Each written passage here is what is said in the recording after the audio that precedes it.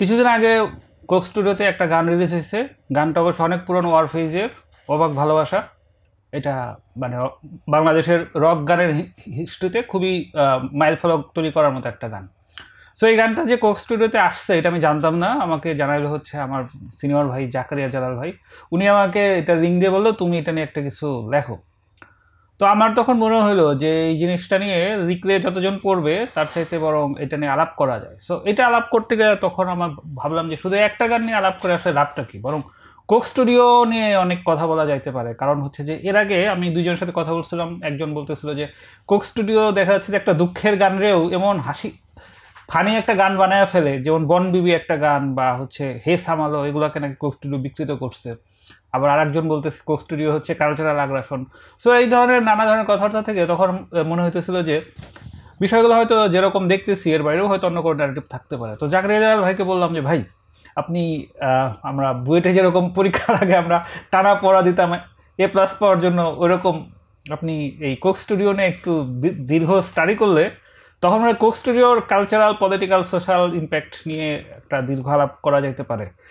তো নর্মালি যেটা হয় যে লোকজন ইনফরমেশন জানাকে একটা বিরাট ক্রেডিট বলে মনে করে, কিন্তু ইনফরমেশন জানাটা জরুরি, কিন্তু সেই ইনফরমেশনের এগেনস্টে এক্সপ্লেইন করতে না পারলে সেই ইনফরমেশনটা আসলে খুব একটা আমার কাছে কার্যকরী কিছু মনে হয় না। সো জাকারিয়া জালাল ভাইয়ের সাথে এর আগে আমি আরও দুইবার বাবুলের সাথে বসছিলাম। একবার এনার্জি পলিটিক্স নিয়ে কথা বলছিলাম, সেটা বাবুলের সবচেয়ে কোয়ালিটি সম্পন্ন এপিসোডগুলোর একটা, আর একটা পপুলিস্ট এপিসোড করছিলাম ক্রিকেট নিয়ে। তো আজকের এপিসোডটা কি পপুলিস্ট? আমার মনে হয় আজকের এপিসোডটা যতটা পপুলিস্ট তার সাথে মনে হয় এটা একটা অন্য ন্যারেটিভের জায়গা থেকে দেখার সুযোগ আছে। তো সেইখান থেকেই জাকারিয়া জালাল ভাইকে আজকে ডেকে আসছি। ওনার আজকে আবার ডেন্টিস্ট আছে, তো ওনার কথার মাঝখানে আবার ওনার দাঁত ব্যথা শুরু হয়ে যায় কিনা এটা একটা চিন্তার বিষয় আছে। ঠিক আছে, দাঁত ব্যথার জায়গায় থাক, আমাদের আলাপ শুনে লোকজনের মাথা ব্যথা যদি শুরু না হয় সেটাই বেটার হবে। তো জাকারিয়া ভাই, আপনি সাথে আমার যখন শো লাস্ট করছিলাম এরপরে আপনার একটা বই বের হয়েছে গোল্ডেন সাকসেস। সো আপনি যখন প্রকাশিত লেখক, যাক সে আলাপ পরে, সে আলাপ আজকের জন্য উপযুক্ত জায়গা না। আমি যেটা প্রথমে জানতে চাই সেটা হচ্ছে যে এই যে কোক স্টুডিও সম্ভবত ইন্ডিয়া বা পাকিস্তানেও আছে, এবং বাংলাদেশেও তো দেখলাম যে এখন সিজন 2 বা সিজন 3 চলতেছে। সো আমার কে আগে এইটা বলেন যে এই যে গান বাংলার তাপস, সে দেখা যাচ্ছে যে এই কৈলাস খেরকে দিয়ে ডাক দিয়েছেন দয়াল আমাকে গাওয়াইছে, সো সে রিমেক করে। তারপরে দেখা যাচ্ছে যে সিলন চা ওইখানে একটা গানের আসরের মতো হয়। আবার ইদানিং IPDC ওরাও দেখা যাচ্ছে যে চঞ্চল চৌধুরীর শাওনকে নিয়ে যে একটা সর্বতমঙ্গল রাধে ধরনের গান টান করতেছে। সো এইগুলোর সাথে আসলে কোক স্টুডিওর আসলে বেসিক কোনো পার্থক্য আছে নাকি জাস্ট এটা আলাদা অ্যারেঞ্জমেন্ট?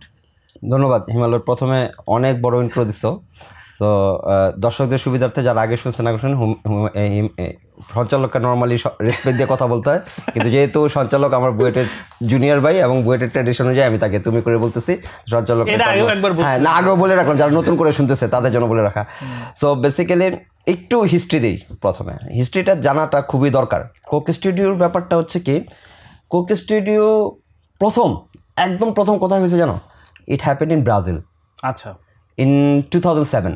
আচ্ছা, 2007 ব্রাজিলে কোক কোম্পানি একটা ছোট্ট একটা শো করলো অডিয়েন্সকে নিয়ে। ব্রাজিলের একটা সিঙ্গার আসলো, একটু ফিউশন টাইপের গান, একই গানকে নতুন কোনো গান না, একই গানকে একটু নতুন করে গেল, দর্শকরা এটা খুব পজিটিভলি দিল। সো এটা খুব একটা প্রোগ্রামের মাধ্যমে শেষ ঘটনাটা। এটা 2007 ব্রাজিল। দেন কোক স্টুডিও নাই, কিন্তু এটা কিন্তু কোক স্টুডিওর নাম ছিল না, এটা কোকের আদলে একটা কনসার্ট যেরকম হয় এরকম একটা মিউজিক্যাল প্রোগ্রাম। কোক স্টুডিওকে ফর্মালাইজিং পদ্ধতিতে প্রথম নিয়ে আসে হচ্ছে ওয়ার্ল্ডে Coke studio Pakistan. Basically Coke studio সম্পর্কে জানতে হলে আসলে বেসিক্যালি কোক স্টুডিও পাকিস্তানকে বলতে হবে। এবং বলা হয়ে থাকে যে অ্যাক্রস দ্য ওয়ার্ল্ড যে কোক স্টুডিও যেটা আছে এখন পৃথিবীতে, Coke studio Pakistan, Coke studio India, Coke studio ইন্ডিয়াকে এখন চেঞ্জ করে কোক স্টুডিও ভারত বলা হচ্ছে, কোক স্টুডিও অ্যারাবিকতে একটা আছে, Coke Studio Turkey, Coke Studio Bangladesh. এটাকে বলা হচ্ছে কোক স্টুডিও পাকিস্তানের franchise. So now then you can understand what they have invented. এর বাইরে এবার একটা হিস্ট্রিতে আসি। 1976 the Pepsi entered into the Pakistan market. তখন পাকিস্তান মার্কেটে পাক কোলা নামে একটা পানীয় বেভারেজ ব্যবসা করতেছিল, তখন পেপসি 1976-এ পাকিস্তান মার্কেটে এন্টার করলো। এন্টার করার পরে পেপসি পাকিস্তান মার্কেট রুল করা শুরু করলো এবং like giant.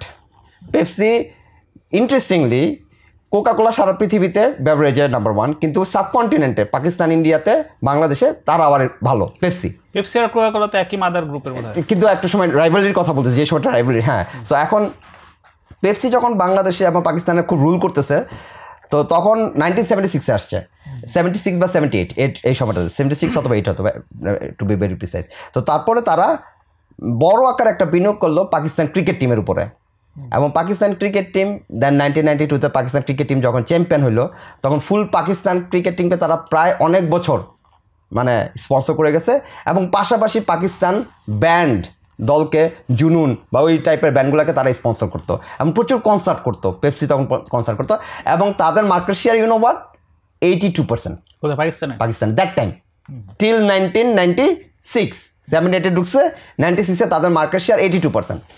96-এ Coca Cola came into Pakistan through franchise,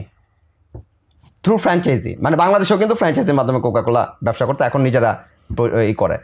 কারণ আমি এতগুলো বলতেছি না, এটা বললে তুমি পুরো ব্যাপারটা মাথায় ঢুকবে যে কীভাবে জিনিসটা হয়েছে আসলে। তো তারা যখন ইয়েতে ঢুকলো পাকিস্তান মার্কেটে ব্যাক ইন 1996, তো মার্কেট আসার পর তারা চিন্তা করলো how to attack Pepsi market, কিন্তু তাদের তো 82% মার্কেট শেয়ার। তারা ফ্র্যাঞ্চাইজিতে মার্কেট শেয়ার কোনো রকমে ধরো স্ট্রাগলিং করে 5 to 10% মার্কেট শেয়ারের মধ্যে ঘোরাঘুরি করছে, কিন্তু তারা সার্ভাইভ করতেছে। 1996 থেকে 2007 তারা মার্কেট শেয়ার হচ্ছে 96 থেকে 2007-এ তাদের মার্কেট শেয়ার হচ্ছে 10%।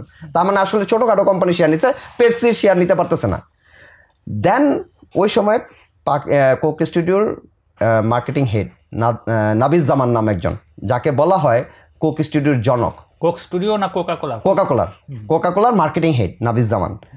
হি অ্যাপয়েন্টেড একটা ব্যান্ড দলের, পাকিস্তান একটা ব্যান্ড দলের নামটা আমি ভুলে গেছি, এটার একজন অ্যাপয়েন্টেড, বাংলাদেশে যেমন অর্ণবকে যেমন প্রডিউসিং করা হচ্ছে, ওরকম ওনাকে দিয়ে, নামটা আমার এখন মনে হচ্ছে রোহাল সম্ভবত, তাকে নিয়ে ভার্জিন ব্যান্ড নামের একটা ব্যান্ডের ও সদস্যকে বলে, তুমি এমন একটা মিউজিক করো, এই যে পেপসি এত কনসার্ট করছে, তুমি এমন একটা কিছু করো যাতে করে আমরা একটা সার্টেন ক্লাসকে ধরতে পারি, কারণ পেপসির মার্কেট ঢুকতে পারতেছি না, সে তো পুরা আবার বিশ্বকাপ নিয়ে এসে পড়ছে আরও বেশি, তো এখন তাকে তো আমার ধরতে হবে। He came out an idea, he proposed studio, TV studio set up, যেটা এখন আমরা গান বাংলাতে দেখি, এই টাইপের একটা জিনিস, এবং যেটা টিভিতে যাবে। আইডিয়া ইজ, তখন তো অনলাইন নেই, ব্যাক ইন 2006-7 ওরকমভাবে অনলাইনে আসেন, তখন টিভিতে যাবে। কিন্তু মজার ব্যাপার হচ্ছে পাকিস্তানের অ্যাক্রস, পাকিস্তানের পিটিভি কিন্তু খুব জনপ্রিয় চ্যানেল, পাকিস্তান টেলিভিশন, যেটা আমাদের যেমন বিটিভি, তো পিটিভি অ্যাক্রস আদার যত চ্যানেল আছে ওই সময়ও এই সেম টাইমে এই প্রোগ্রাম, এই টিভি, এইটা হবে, কিন্তু এটা রেকর্ডেড শো, এবং ওইখানে একটা গান হবে, মিউজিক হবে, সবাই করবে। So basically idea is bringing music in a different form, in a same line, to get the certain audience. তাদের এবার selection of the song was Sufi, qawwali, Pashto, ওই টাইপের সংগুলো সিলেকশন ছিল, এবং মিউজিক ওয়াজ ফিউশন, যাতে করে নতুন জেনারেশন লোকজনকে কানেক্ট করা যেতে পারে পুরান গানগুলোকে দিয়ে। The idea is this. তারা গানগুলো করলো, মানুষ স্টার্টেড লিসেনিং। 2007 এ Coke studio season 1, 2, 3, 4, 5, 6। Coke studio এত পুরনো? ইয়েস, 2006-7 থেকে তারা প্রায় 6-7টা সিজন তারা টিভিতেই রিলিজ করলো।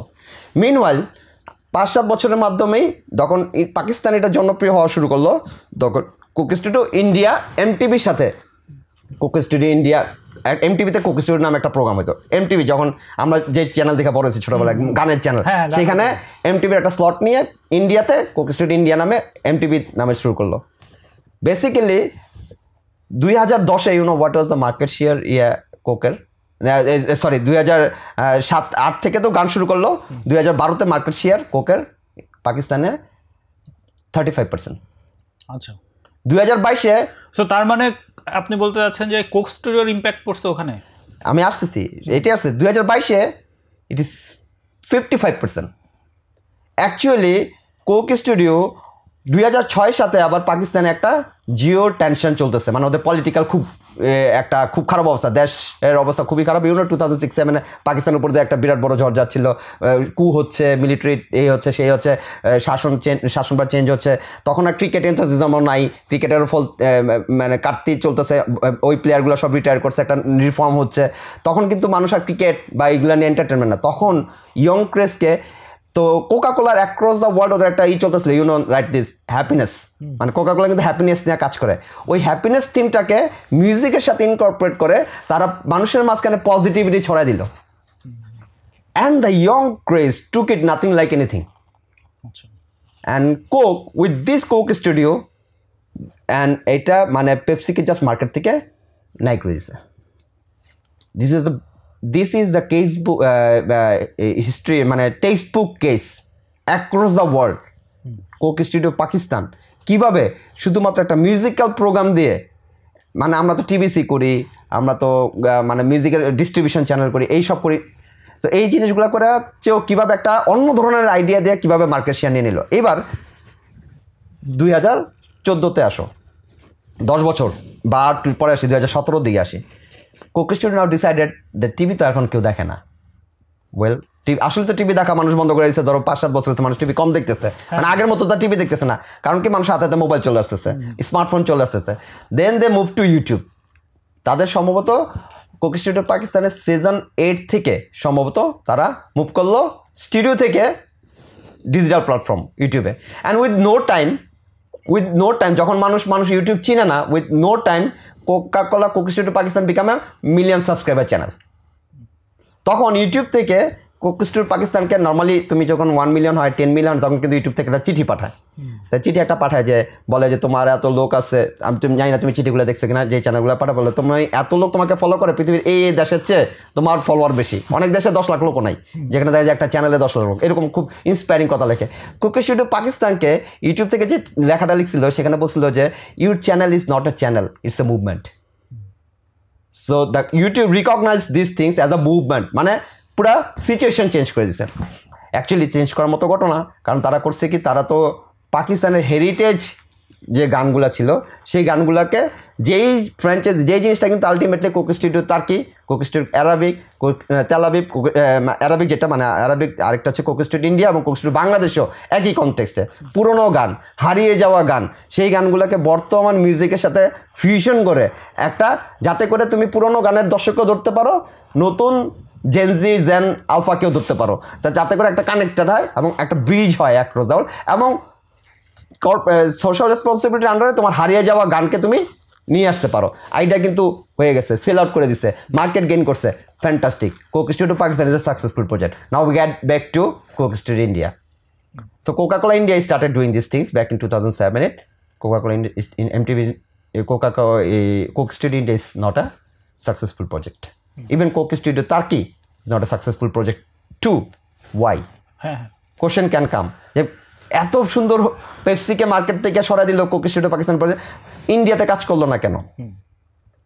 ভেরি ইন্টারেস্টিংলি, ইন্ডিয়ার মার্কেটে বা ইন্ডিয়ার মিউজিক ইন্ডাস্ট্রিতে সবচেয়ে বড় ইম্প্যাক্টফুল হচ্ছে বলিউড মুভির গান। এরা ব্যান্ডের গান শুনবে বা এইটা করবে সেটা, কিন্তু জান পুরাণ দিয়ে দিবে হচ্ছে বলিউড মুভির সঙের জন্য। তো তারা ওই বলিউড মুভির নতুন যে সং হচ্ছে 7, 8, 10 অ্যাক্রস দ্য টাইম, তুমি দেখো ওই 1999 সালে যদি কুচ কুচ হোতার গানও দেখো, এখন তুমি অ্যানিমেলের গানও হিট। তা ওরা কিন্তু মানে ওদের গানগুলো চলে হচ্ছে মুভির গানের উপরে ব্যান্ড। এই জন্য কিন্তু 90s থেকে শুরু করে বাংলা গানে যত বলা হয় উপমহাদেশে বাংলা গানে জেমস ভাই বচ্চু ভাইদেরকে যেভাবে এই উপমহাদেশে এত প্রফেসি হিসাবে দেখা হয়, ওই লেভেলে ব্যান্ড কিন্তু ইন্ডিয়া পাকিস্তান দেখা হয় না, কারণ ওরা ওইটাকে নার্চার করে নাই, ওরা ওইটাকে করে না। ওরা বেসিক্যালি ওরা তৈরি করছে সোনু নিগম, ওরা তৈরি করছে আনু মালিক, এরা তৈরি করছে শ্রেয়া ঘোষাল, যারা প্লেব্যাকে হিট সিঙ্গার এবং আলটিমেটলি লিজেন্ড গানও দিছে, তারাও লিজেন্ডারি, কিন্তু ব্যান্ডে কিন্তু তাদের ফোকাসিংটা কম ছিল। কিন্তু কোক স্টুডিওর কনসেপ্টই ছিল রক, একটু রক আসবে, রক না মানে রকিং, মানে তুমি ফোক গানকে কিন্তু ফিউশন দিয়ে রক করে ফেলায়। যত গান দেখা যায় তুমি এই যে আগলা মজবুরি তু, যেটা সবচেয়ে বলা হয় পাকিস্তানি, যে কয়েকদিন আগেই যেটা হিট হল সাইকেলের গান, এটা কি গান করছে? এটা তুমি মিউজিক তো সব রক মিউজিক, কিন্তু গানটা কিন্তু একদম পুরনো, অনেক পুরনো একটা পোস্ত গানকে করে নিয়ে আসছে। So the idea of the thing is, ইন্ডিয়াতে এটা নেই। আবার ইন্ডিয়াতে যদি তুমি মিউজিককে কোক স্টুডিও কখনো ফিল্মের গানকে ফিউশন করে নাই। এখন করে না, এটার কারণ কি? Very good question. The question is, ওরা চায় সবসময় হচ্ছে এমন গানকে নিয়ে আসতে, কারণ যেই গান তোমার বলিউডে যে মিউজিকের ফিল্মের গানগুলো এগুলো কিন্তু এমনি প্রচলিত, মানে প্রচুর জনপ্রিয় গান, এগুলোকে আবার ফিউশন করলে মানুষ নিবে না। ধরুন তোমার গান বলা হচ্ছে যে কুচ কুচ হোতার গান, যদি আমরা চিন্তা করি কোন গানটা কুচ কুচ জনপ্রিয় গান, এই গানটা তুমি যদি ফিউশন অনুযায়ী শোনো তোমার কাছে ভালো লাগবে না, তুমি নিতে পারবে না, অ্যাজ অডিয়েন্স তুমি নিতে পারবে না। কিন্তু জুনুনের সাইয়ুনি গান এটাকে যখন ফিউশন করছে, তুমি ভিউ দেখো, বা নুসরাত ফতে আলী খানের আফরিন আফরিন, এটা দেখো 735 মিলিয়ন ভিউজ, পাসুরির 700 মিলিয়ন ভিউজ, এটি কিন্তু নিচে। This is not A movie music. কারণ তুমি যখন মুভি মিউজিকটা দেখো, তুমি মিউজিকে ওইটা চিন্তা করো যে শাহরুখ খান, অক্ষয়, এই কাজল গানটা গাচ্ছে খুচখুচ হতে হতে, বা কাবি খুশি কাবে গামে এই গানটা কারিনা গাচ্ছে, এই গানটা তুমি যখন আবার ফিউশনে নিয়ে আসো তোমার মাথায় এটা ক্যাচ করে না, কারণ তুমি যখন এই গানটা শোনো তখন ওই মিউজিকটা দেখো আসলে basically. So that's why Bollywood song ওরা কোনো সময় আনতে চায় না, এবং আনে নাই, ইনফ্যাক্ট কম আনছে। আমার জানা মতো আমি শুনি নাই, আমি হয়তো আনছে। আচ্ছা, যদি এই জায়গায় আসি, মানে আমার প্রথম যেটা জানার ছিল সেটা তাহলে আমি বুঝছি যে আলটিমেটলি আমি যাদের রেফারেন্স দিলাম তাদের অনেক আগে থেকেই কোক স্টুডিও আসলে শুরু হয়েছে। Coke Studio started 2007 to be very frank, and it is 17 years old একটা থিংস। বাংলাদেশে আসতেছে না কেন, এটা নিয়ে অনেক ধরনের চলতেছিল। এবার একটু এখানে আসে যে বাংলাদেশে কোনো আসতেছিল না। বেসিক্যালি কোক স্টুডিও যখন, Coke studio is a project, এটা কিন্তু কোনোই নেই, এটা একটা কমার্শিয়াল প্রজেক্ট। এটা কিন্তু তার আরওআই দেখে, তার রিটার্ন অন ইনভেস্টমেন্ট দেখে, যে আমি এত টাকা এখানে বিনিয়োগ করতেছি। Nothing is free in this world, in corporate world nothing is free. তো এখানে বিনিয়োগ করতেছে এত কোটি টাকা, আমার সেলস কি বাড়লো, আমার সেলস কেন বাড়ানো দরকার। তো বাংলাদেশে কোকের হিস্ট্রিটা তোমার দেখতে, বাংলাদেশে কিন্তু কোক আসছে থ্রু ফ্র্যাঞ্চাইজি, তাবানি এবং আব্দুল মনিন দিয়ে বাংলাদেশে চলতেছে। কিন্তু কোক কিন্তু বাংলাদেশে, if I am not wrong, like ধরো 5-7 বছর বা 10 বছর হয়েছে বাংলাদেশে তারা নিজেরা ইন্টারন্যাশনাল প্রাইভেট লিমিটেড নামে ফ্যাক্টরি করছে বালুকাতে। এখানে কিন্তু তারা নিজেরা এখন আনা শুরু করছে, তারা এখন ফ্র্যাঞ্চাইজি উঠাই দিয়ে তারা নিজেরা প্রোডাকশন করছে। তো যেই মার্কেটে কোক নিজে প্রোডাকশন করা শুরু করে, সেই মার্কেটে যখন তার ডিমান্ড বাড়াতে হবে, তখন সেই সব পুল অ্যাক্টিভিটিস করে, ক্যাম্পেইন করে, যেই ক্যাম্পেইন থেকে কাস্টমারকে নিয়ে আসতে পারে। সো বাংলাদেশে কিন্তু কোক আসার পরে তারা ডিসাইড করলো, এবং বাংলাদেশে কোক, বাংলাদেশ বাংলাদেশে এই যে তার্কি কোক আইসিএস যে কোম্পানি, এটা কিন্তু বাংলাদেশে কোক নিয়ে নিছে, ওরা পাকিস্তান কোকেরও মালিক। তার্কির যে আইসিএস না কেনারটা, এটা তার্কিশ একটা কোম্পানি, তার্কিশ কোক আর কি, তার্কিশ কোক, বাংলাদেশ কোক এবং পাকিস্তান কোক এসব কোক কিনে নিছে। ওরা কিন্তু নেওয়ার পরে স্ট্র্যাটেজিক্যাল এইসব সিদ্ধান্তগুলো আসছে যে পুল মার্কেট কীভাবে করা যায়। দেন দে ডিসাইডেড যে বাংলাদেশে কোক স্টুডিও করা যায়। এখন কোক স্টুডিও বাংলা বললে কিন্তু পশ্চিম বাংলা আছে, পশ্চিমবঙ্গের লোক তো মানে বাংলায় কথা বলে। ওদেরও মানে কোক স্টুডিও একটা আছে। আমি অনুপমের একটা গান দেখছিলাম যে মনের মানুষ একটা আছে, ওটা কোক স্টুডিও ইন্ডিয়ার আন্ডারে ছাড়ছে, এমটিভি কোক স্টুডিও চ্যানেলে ওইটা রোল আউট করছে। ওইটাকে মানে ওইটা বাংলা ভাষার গান হিসেবে গেছে। যেমন মানে পাকিস্তানে যেমন পর্তুগালের গান আছে, ইন্ডিয়া মানে যেমন খালাসি নতুন গান দিছে কোক স্টুডিও, ভারতের একটা গান আছে খালাসি। অনুপমের এটা কলকাতা কোক স্টুডিও না। So Coke studio Bangla, it represents actually the Coke studio, মানে বাংলাদেশের প্রোডাক্ট, মানে কোকা কোলা বাংলাদেশের এটা একটা ইনিশিয়েটিভ। সো এটাও কিন্তু ধরো বাংলাদেশে যখন স্টার্ট করলো তখন এটা নিয়ে অনেক ধরনের হাইপ ছিল, অনেক যারা মিউজিক করে তারা কিন্তু এটা আসতে চায়, কারণ ইটস এ প্ল্যাটফর্ম যেখানে তুমি আসলে people can become hit, super hit, মানে মানুষ দেখতেছে। এবার তুমি যেখান দিয়ে শুরু করছিলে সেখানে আসি, এতক্ষণ তো আমরা পটভূমি নিয়ে আলোচনা করলাম, যে মানে হিস্ট্রি, মানে কোথা থেকে জিনিসগুলো আসছে বাকি। এবার বাংলাদেশ কানেক্টেড, তো কানেক্টেড, ইটস ভেরি কানেক্টেড বলে এই কথাগুলোর মধ্যে তুমি এখন নাও সব আনসার পাবা।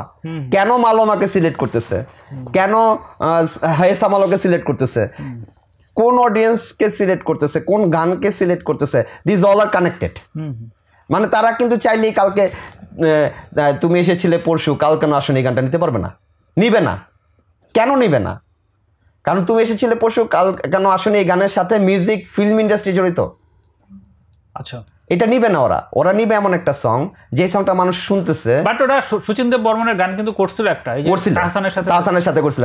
না, আমি বলতেছি যে ওরা যে তাহসানের গানে কিন্তু আরেকটা গানও অ্যাড করা আছে, মানে 2টা গান জোড়ায় করা, এবং প্রত্যেকটা গানের ভিতরে কিন্তু তারা আরেকটা গানকে অ্যাড করে দিতেছে। এবং ইভেন কাজী নজরুল ইসলামের গানের সাথে, বুলবুলি গানের সাথেও কিন্তু একটা অ্যাড করা লিরিক্স পার্ট অ্যাড করে দিচ্ছে। কারণ কি চাইতেছে যে একক না, এটাকে মানে আমি নতুন কি দিলাম দর্শককে, এটা নতুন কিছু দিতে চাচ্ছে দর্শককে। আর একটা ব্যাপার হচ্ছে Coke studio across the world যখন এই জিনিসগুলো করতে চায়, ধরো বাংলাদেশে আসার আগে তারা অনেক অ্যানালাইসিস করছে যে কাকে দিবে বাংলাদেশে তো মানে মিউজিক প্রডিউসার অভাব নেই মানে আমি যদি বলি যে মিউজিক প্রডিউসার কে করবে অর্ণব আছে বাংলাদেশে মিউজিক করার লোকের তো অভাব নাই তাহসানকে তো মেইন প্রজেক্ট হইতে পারতো লিড হইতে পারতো হাবিব ছিল সবাই হাবিব কিন্তু অর্ণব আছে অর্ণবের সাথে কিন্তু সবাই করতেছে ইমন করতেছে হাবিবও করতেছে আসবে আসবে মানে যে কোনো প্রজেক্ট আসতে পারে মানে সবাইকে নিয়ে আসছে কিন্তু মেইন প্রডিউসার কিন্তু অর্ণব এটা কিন্তু একটা বিরাট বড় ডিসিশন এবং অ্যাক্রস যতগুলা স্টুডিও করছে কোক স্টুডিও করছে প্রত্যেকটা জায়গায় তারা ওই একজন লোককে আগে সিলেক্ট করছে যার উপরে মানে ডিপেন্ডেন্সি এটা হলো নাম্বার 1 নাম্বার 2 হচ্ছে কোক স্টুডিওর আরেকটা বড় চ্যালেঞ্জ এইটা হচ্ছে মানে ডেলিভারিটা হচ্ছে দ্য সেট আপ স্টুডিও প্রত্যেকটা গান ইউনিক সেট আপে আসে প্রত্যেকটা গান ইউনিক এনভায়রনমেন্টে আসে গানের কনটেক্সট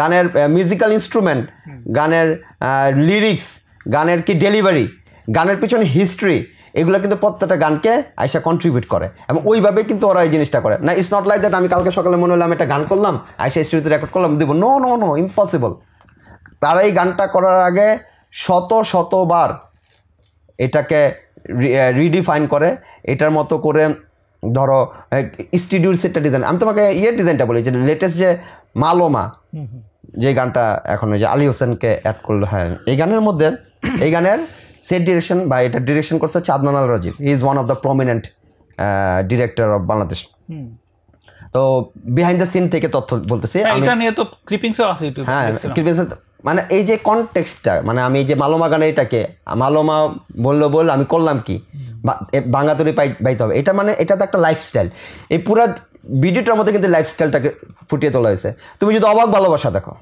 অবাক ভালোবাসা গানটা একটা সমুদ্রের পারে গানটা লিখছে বাবনা ভাই আমাদের বুয়েটের বড় ভাই তো আমি যে গানও তোমার বলছি যে গানটা নিয়ে লিখতে কেন অবাক ভালোবাসা কথা বলছে অবাক ভালোবাসা কেন রিডিফাইন করছে পুরো গানটা অবাক ভালোবাসা গানটা আমি মনে করি অবাক ভালোবাসা গানটা যখন রিলিজ হয়েছে ব্যাক ইন 1994 ওই সময় যখন বাংলা রক মিউজিকের মানে বইতেছে মানে জোয়ার বইতেছে বাংলাদেশে ঠিক আছে প্রতি সপ্তাহে বা প্রতি মাসে আইয়ুব বাচ্চু জেমস বের অ্যালবাম বের হচ্ছে বা মিক্সড অ্যালবাম বের হচ্ছে ওই সময়টাতে তো তখন কিন্তু ওয়ারফেজ একটা মানে ওই লেভেলের ব্র্যান্ড হইতে পারে নাই ওয়ারফেজ গ্রোয়িং ব্র্যান্ড ঠিক আছে না ওয়ারফেজের ওইটা গ্রোয়িং ব্যান্ড না মানে ওয়ারফেজ আরবান ব্যান্ড ছিল আরবান আমার একটা সার্টেন ক্লাসের সবাই ওদের শুনতো না সবাই শুনতো মানে যারা আর্টু রক শুনতো তারা ওইখানে যেত মানে ক্লাসিক্যাল রক বা আর্টু মানে ধরো আইয়ুব বাচ্চুর গান কিন্তু সব ক্লাসে শুনতেছে হ্যাঁ আইয়ুব বাচ্চুর জেমসের গান আপনি গ্রামে গিয়ে শুনতেছে কিন্তু গ্রামের লোকজন ওয়ারফেজের শুনতেছে না ইভেন মানিকগঞ্জে তো ওয়ারফেজের গান ওয়ারফেজের শুনতো না তা এখন ওই সময়ে যদি আমি একটা অনেকটা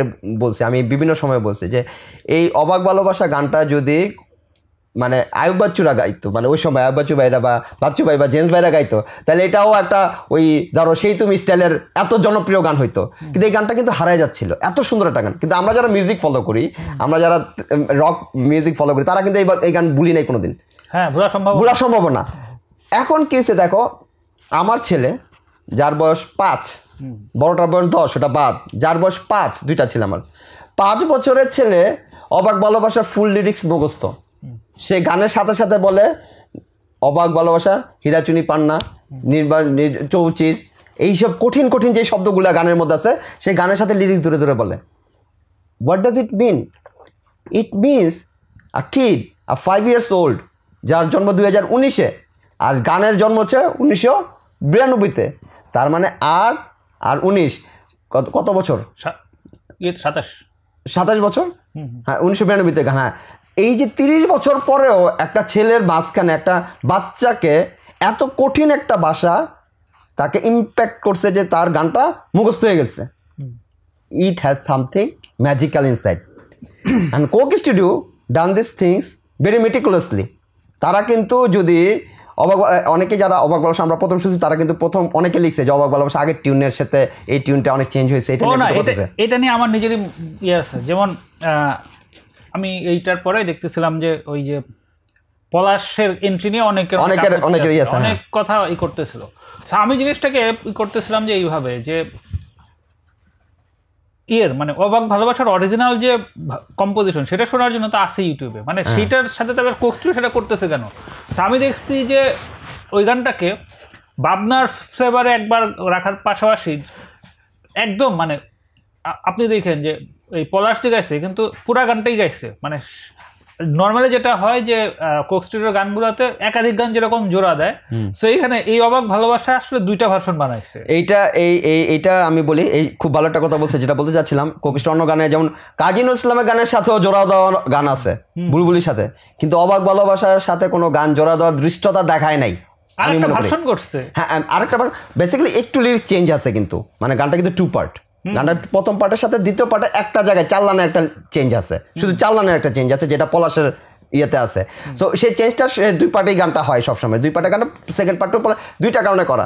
একটা হচ্ছে এই গানটা যে 2টা জেনারেশনকে রিপ্রেজেন্ট করে সেটাকে নিয়ে আসা, কারণ বাবনা ভাইয়ের জেনারেশন একটা, পলাশের জেনারেশন একটা। বাবনা ভাই হচ্ছে যাদের হাতে ওয়্যারফেস তৈরি, আর পলাশের হচ্ছে যাদের হাতে ওয়্যারফেস এখন বিদ্যমান। ইউ ক্যানট ইগনোর কারেন্ট ওয়্যারফেস না, তারা তো ওয়্যারফেসকে লিগেসিতে, এটা একটা, এই লিগেসির কানেকশনটা দেখানোর জন্য পলাশের এন্ট্রিটা দরকার আছে। আর যারা কথা বলতেছে যে আগের লিরিক্সের চেয়ে এই লিরিক্সটা, ভাই আগের মিউজিক্যাল কম্পোজিশন, এখন মিউজিক্যাল কম্পোজিশন কতগুলো ইনস্ট্রুমেন্ট আসছে এখানে, কতগুলা মুড অফ মানে সিঙ্গিং যোগ হয়েছে, কয় যোগ হয়েছে, ইনস্ট্রুমেন্ট যোগ হয়েছে, এই জন্য তো গানের এটা তো একটু আবেদন তো আনতে হবে।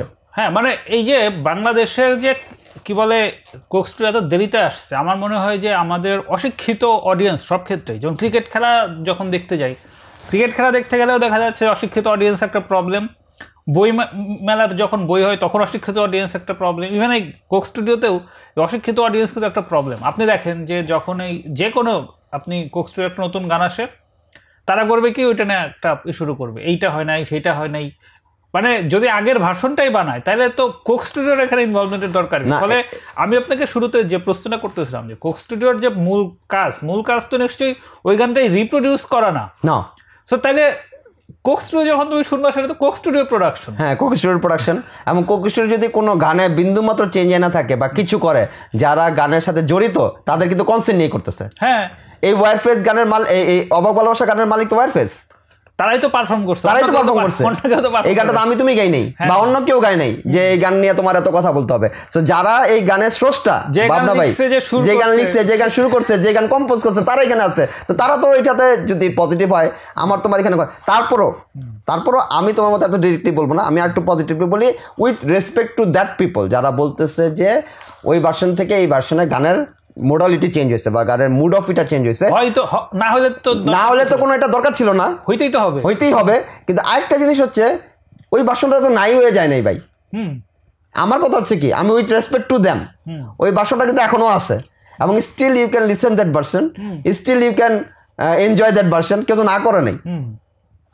নাও don't actually give damn thing যে মানে আমার এটা করা ঠিক হয় নাই, এটা বলা ঠিক না, এটাও করছে, তুমি এটা শুনো, না শুনলে নাই, নাইলে ওটা শুনো না। আমাদের অডিয়েন্সটা খুব কনজারভেটিভ, এরা চেঞ্জ জিনিসটা একেবারেই নিতে পারে না, এই চেঞ্জেস ব্যাপারটা কিন্তু অ্যাক্রস দ্য থিং, এটা একটা resistance, change is the resistance. তুমি কোনো কিছু তোমাকে মানে আমাকে যদি ব্যক্তিগতভাবে তুমি আমার বলে যে ভাই আপনি এটা করেন না, আপনার এটা ভালো লাগে না, আমার কথার কথা বলছে, আমাকে এটা তুমি চেঞ্জের একটা কথা বললা, আমার কিন্তু এটা সময় লাগবে এই চেঞ্জটা করতে।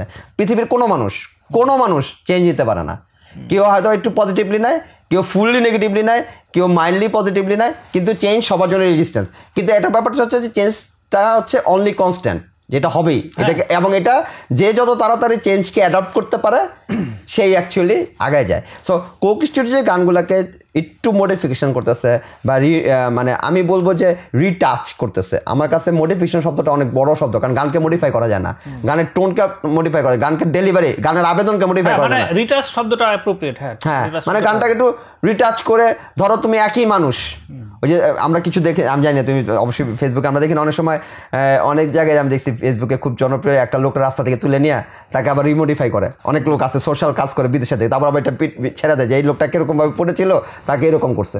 মানে এটা হচ্ছে ওই লোকটাকে তো চেঞ্জ করতে পারবো না, স্ট্রাকচার তো চেঞ্জ করতে পারবে, কিন্তু তার হয়তো চুল বড় ছিল, তাকে চুল খাটো করা হইলো, তার দাড়ি বড় ছিল, তার দাড়িটাকে ছোটো করে, মানে একটু মানে রিটাচ করে তাকে একটু আলাদাভাবে নিয়ে আসা, কিন্তু মানুষটা কিন্তু সেই আছে, তার আইডেন্টিটি তো সেইটা আছে। তো এই ক্ষেত্রেও কিন্তু সেটাই, গানকে তো চেঞ্জ করতে পারে নাই, লিরিক্সের মধ্যে হাত দিতে পারে নাই, টিউনের মধ্যে হাত দিতে পারে নাই, গানের আবেদনে হাত দিতে পারে নাই, যেটা করছে নিউ একটা ডাইমেনশনে আসছে। তুমি দেখো যে এই যে একটা সাগরের এনভায়রনমেন্ট তৈরি করা একটা স্টুডিওর মধ্যে, it's not a matter of joke, real বালু দেখা যাচ্ছে গানের মধ্যে, রিয়েল স্যান্ড স্টুডিওর মধ্যে। আমি বিহাইন্ড দ্য সিনে শুনলাম যে 3 ট্রাক বালু নিয়ে আসছি স্টুডিওর মধ্যে, একটা স্টুডিও হয় হচ্ছে মানে এসি উইথ কমপ্লিট থিংস, যে মানে সব কিছু একদম খুব পরিপাটি থাকবে, সেই রকম একটা জায়গায় 3 ট্রাক বালু নিয়ে আসা এইরকম এক্সপেরিমেন্ট করা, এটা হ্যাটস অফ টু দ্যাম যে যারা এই রকম লেভেলে চিন্তা করছে যে আমার এইরকম একটা গান হচ্ছে। সো আমরা অবাক ভালোবাসা নিয়ে কথা বলতেছি বেশি, কারণ হচ্ছে যে অবাক ভালোবাসা গানটা আমাদের লেটেস্ট রিলিজ। আমাদের যদি আরেকটু আগে যাই, the first drop of the things কি ছিল কোক স্টুডিও বাংলা? নাসেক নাসেক। তো হোয়াট ওয়াজ নাসেক নাসেক? যখন মানে কোক স্টুডিও বাংলার জন্য বসেছিলাম অনেক, আমিও নিজেও অ্যাজ এ মিউজিক লিসেনার, আমরা কিন্তু অনেক দিন ধরে বসেছিলাম বাংলাদেশে কবে না, এবং আমরা শুনতেছি যে কোক স্টুডিও আসবে, আমরা কিন্তু যখন জানি যে কোক স্টুডিও বাংলাদেশে আসছে, অর্ণব কাজ করতেছে এবং স্টুডিও রেকর্ডিং, যারা আরও একটু ইন্ডাস্ট্রির খবর রাখি তারাও আমরা জানি যে স্টুডিও রেকর্ডিং হচ্ছে, কিন্তু কোন গান হচ্ছে কী হচ্ছে কেউ জানতেছি না। তো যেদিন গান রিলিজ হবে তার একদিন বললো যেদিন গান রিলিজ হবে, আমিও মোটামুটি ওই চ্যানেলে আমি মোটামুটি একদম প্রথম দিকেই গানটা দেখে ফেলেছি। তো প্রথম যখন নাসেক নাসেক আসলো, তো নাসেক নাসেক গানটা দেখে আমার কাছে মনে হইলো যে আমি প্রথম সাবটাইটেল ছাড়া গানটা শুনলাম, গানটা কি বাংলা না হিব্রু না হিন্দি, এটা নিয়ে কিন্তু একটা কথা হইলো। এবার আমি সাবটাইটেল অন করলাম, প্রথম আমি সাবটাইটেল দিয়ে শুনিনি, সাবটাইটেল দিয়ে শুনলাম, গানটা খুবই সুন্দর। এর সাথে পান্থর যে এটা যুক্ত হইলো, এই কুকিল কি জানি দোল দোল দোল দোল দোল দোলেন এটা যুক্ত হইলো, এটা তো আমরা জানি, এটা তো অনেক অনেক অনেক পরিচিত একটা গান, অনেক পরিচিত একটা গান, সেটাকে তার সাথে অ্যাড করে দিল নাসেক নাসেক জিনিসটাকে। Now every song that Coke studio produce, they put up the history in description, number 1। Number 2, they made the behind the scene, প্রত্যেকটা এপিসোডে কিন্তু বিহাইন্ড দ্য সিন তৈরি করে, কারণ এই গানটা কেন সিলেক্ট করা হয়েছে, এই স্টুডিওটা কেন সিলেক্ট করেছে, এগুলো কিন্তু শুনতে হয়, এগুলো কিন্তু মানুষ দেখে না। তুমি দেখবে একটা গান দেওরা 64 মিলিয়ন ভিউজ, আমার এখন আরও বাড়ছে, গতকাল পর্যন্ত দেখছিলাম 64 না 65 মিলিয়ন ভিউজ, গানের বিহাইন্ড দ্য সিন দেখছে 1 লাখ লোক, 65 মিলিয়ন মানে 6.5 কোটি ভিউ, আর গানের ইয়ে দেয় মনে হয় 1.5 লাখ লোক, মানুষ এটা জানতে চায় না। তো 1.5 লাখ লোক যারা দেখতেছে বা 2 লাখ লোক যারা তারা কিন্তু আসলে হিস্ট্রিটা জানতে চায়, কেন হইতেছে, কী কারণে এই গানগুলো আছে। সো দ্যাট অডিয়েন্সেস আর হচ্ছে ওই যে তুমি যেটা বললা তোমার বাসায় শিক্ষিত অডিয়েন্স, যারা বোঝার চেষ্টা করতেছে যে কেন গানটাকে সিলেক্ট করছি, কেন আমি নাসেক নাসেককে সিলেক্ট করছি, কেন ওই ছেলেটাকে, একটা ছেলে no one knows about this. অনিমেষকে আমি আগে চিনতাম, ও হচ্ছে না ওই ভাবের দেশে, বাবের, হ্যাঁ এই গানটা ওই করছে ইউটিউবে দিছিল, কিন্তু অনিমেষকে যে এরকম একটা, এটা তো একটা কোক স্টুডিও বাংলাতে কোনো মানুষকে ব্রেক, কিন্তু ন্যাশনাল ব্রেক না man, it's an international break. Coke Studio গান ন্যাশনালি যত রিভিউ হয় তার চেয়ে বেশি ইন্টারন্যাশনাল রিভিউ হয়। সো অনিমেষের তুমি ওই ইউটিউবে 10,000 ভিউর একটা গানের কথা তুমি পোর খাওয়া সমর্থক বা পোর খাওয়া মিউজিক লিসেনার দেখে দেখছো, বাংলাদেশে কত লোক অনিমেষের চিন্তা কেউ না, মেবি চিন্তা না। হ্যাঁ, সে তার কোত্থেকে নিয়ে আসে কি, ওই যে বুলবুলি গানের ওই ছেলেটাও তো ওইভাবে পরিচিত ছিল না খুব একটা, একটা ওদের রিয়েলিটি শো বইটা বগা না বগা না কোনটা, ওই যে ইয়েতে বাগিচায় বুলবুলি গান গাইলো, ঋতুরাজ না, ঋতুরাজের এটা ছিল, ঋতুরাজ কোন একটা রিয়েলিটি শো না, বড় কোন স্টার না হলো ঋতুরাজকে কিছু লোক চিনে, একটা সার্টেন ক্লাসের লোক চিনে, সেও কিছু স্টুডিও করতো, ঢাকার বিবে ইয়েতে গান টান গাইতো, সেটাও অনেকে চিনে, মানে রিয়েলিটি শো থেকে উঠে আসে এবং তাকে অনেকে চিনে। ঋতুরাজ কিন্তু আইবিএর স্টুডেন্ট বাই দ্য ওয়ে, আমাদের আইবিএর স্টুডেন্ট, হ্যাঁ ঠিক আছে। তো ওর একটা ক্লাস আছে, ওর একটা জনর আছে, ওকে মানুষ চিনে, নন্দিতাকে চিনে, তারপরে তোমার তাহসানকে নিয়ে আসছে, ওই বাট আরও অনেকে তো অনেকেই আসছে। কিন্তু আমি যেটা বলার চেষ্টা করতেছিলাম সেটা হচ্ছে যে Coke studio is a platform যেইটাতে যাওয়ার জন্য শিল্পীরা ওয়েট করে।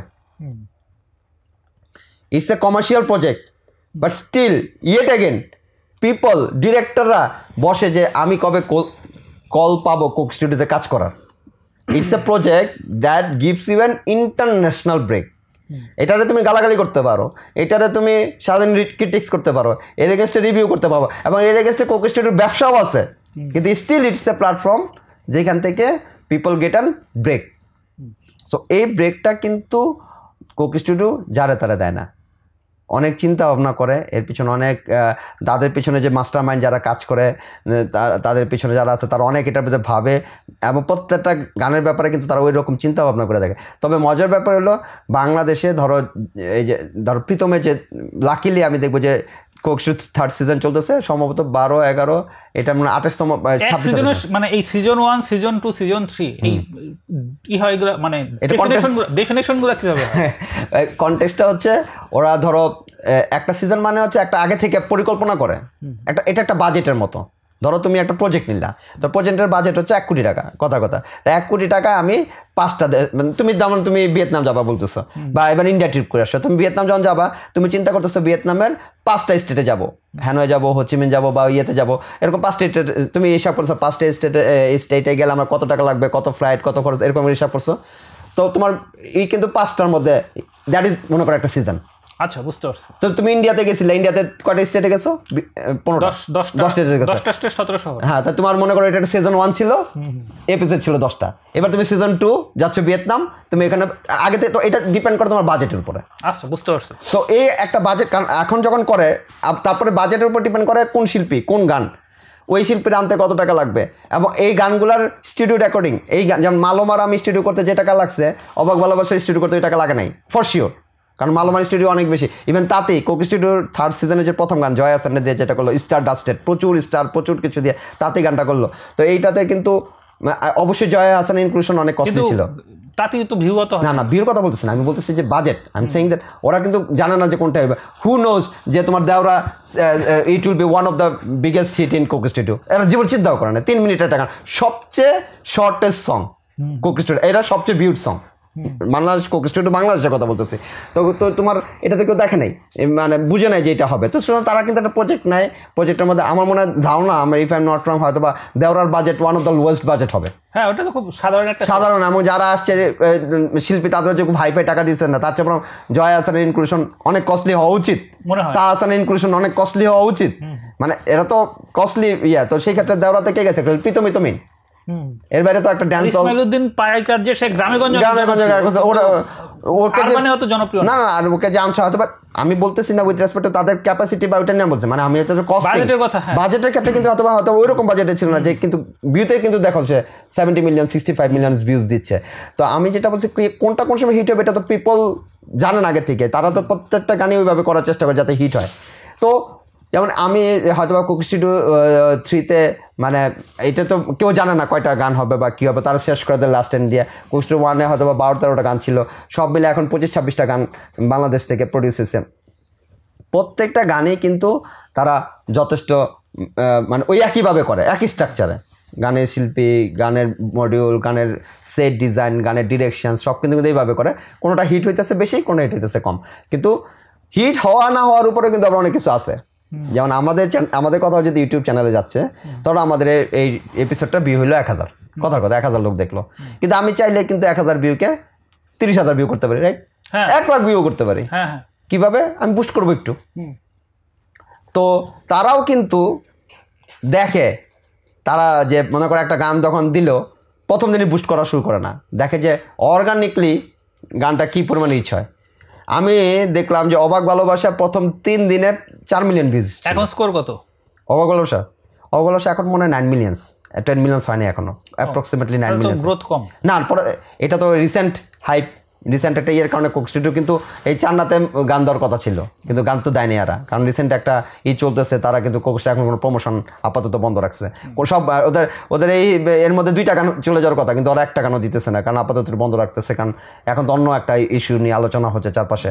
তো সুতরাং তাদের এই একটা যখন সেট করে, ধরো এই যে আরেকটা ওই কথার প্রেক্ষিতে বলি, ধরো এই সিজন 1 করতেছে, সিজন 3 করতেছে, সিজন 3-তে 10টা গান করবে, 10টা গানের শিল্পী নির্বাচন হয়ে গেছে, 10টা গানের 10টা গান প্র্যাকটিস চলতেছে 10 জায়গায়, 10 রকমভাবে চলতেছে, 10টা টিম কাজ করতেছে। এটা শুটিংটা যত তাড়াতাড়ি পারে এক গোতে করে ফেলানো, তাহলে কি কষ্ট কম পড়ে, কারণ 10টার জন্য তো আলাদা আলাদা করার, এক গোতে মানে আছে একদিনে করার, তা না, মানে এক গোতে যাতে ধরো 20 দিন টাইম নিল, 20 দিনে 10টা শুটিং হয়ে গেল, এরকমভাবে তারা জিনিসগুলো করে। কোক স্টুডিও এর একটা হিস্ট্রি পড়তেছিলাম, পাকিস্তানে কোন সিজনে ওরা 42 দিনে পুরো একটা সিজন করে বেরোয়েছে, ওই ডিরেক্টর 42 দিন ওই সেটে ছিল, মানে 42 দিনের সেটে ছিল, 42 দিন পুরো সেট করে তারপর সে বেরোয়েছে।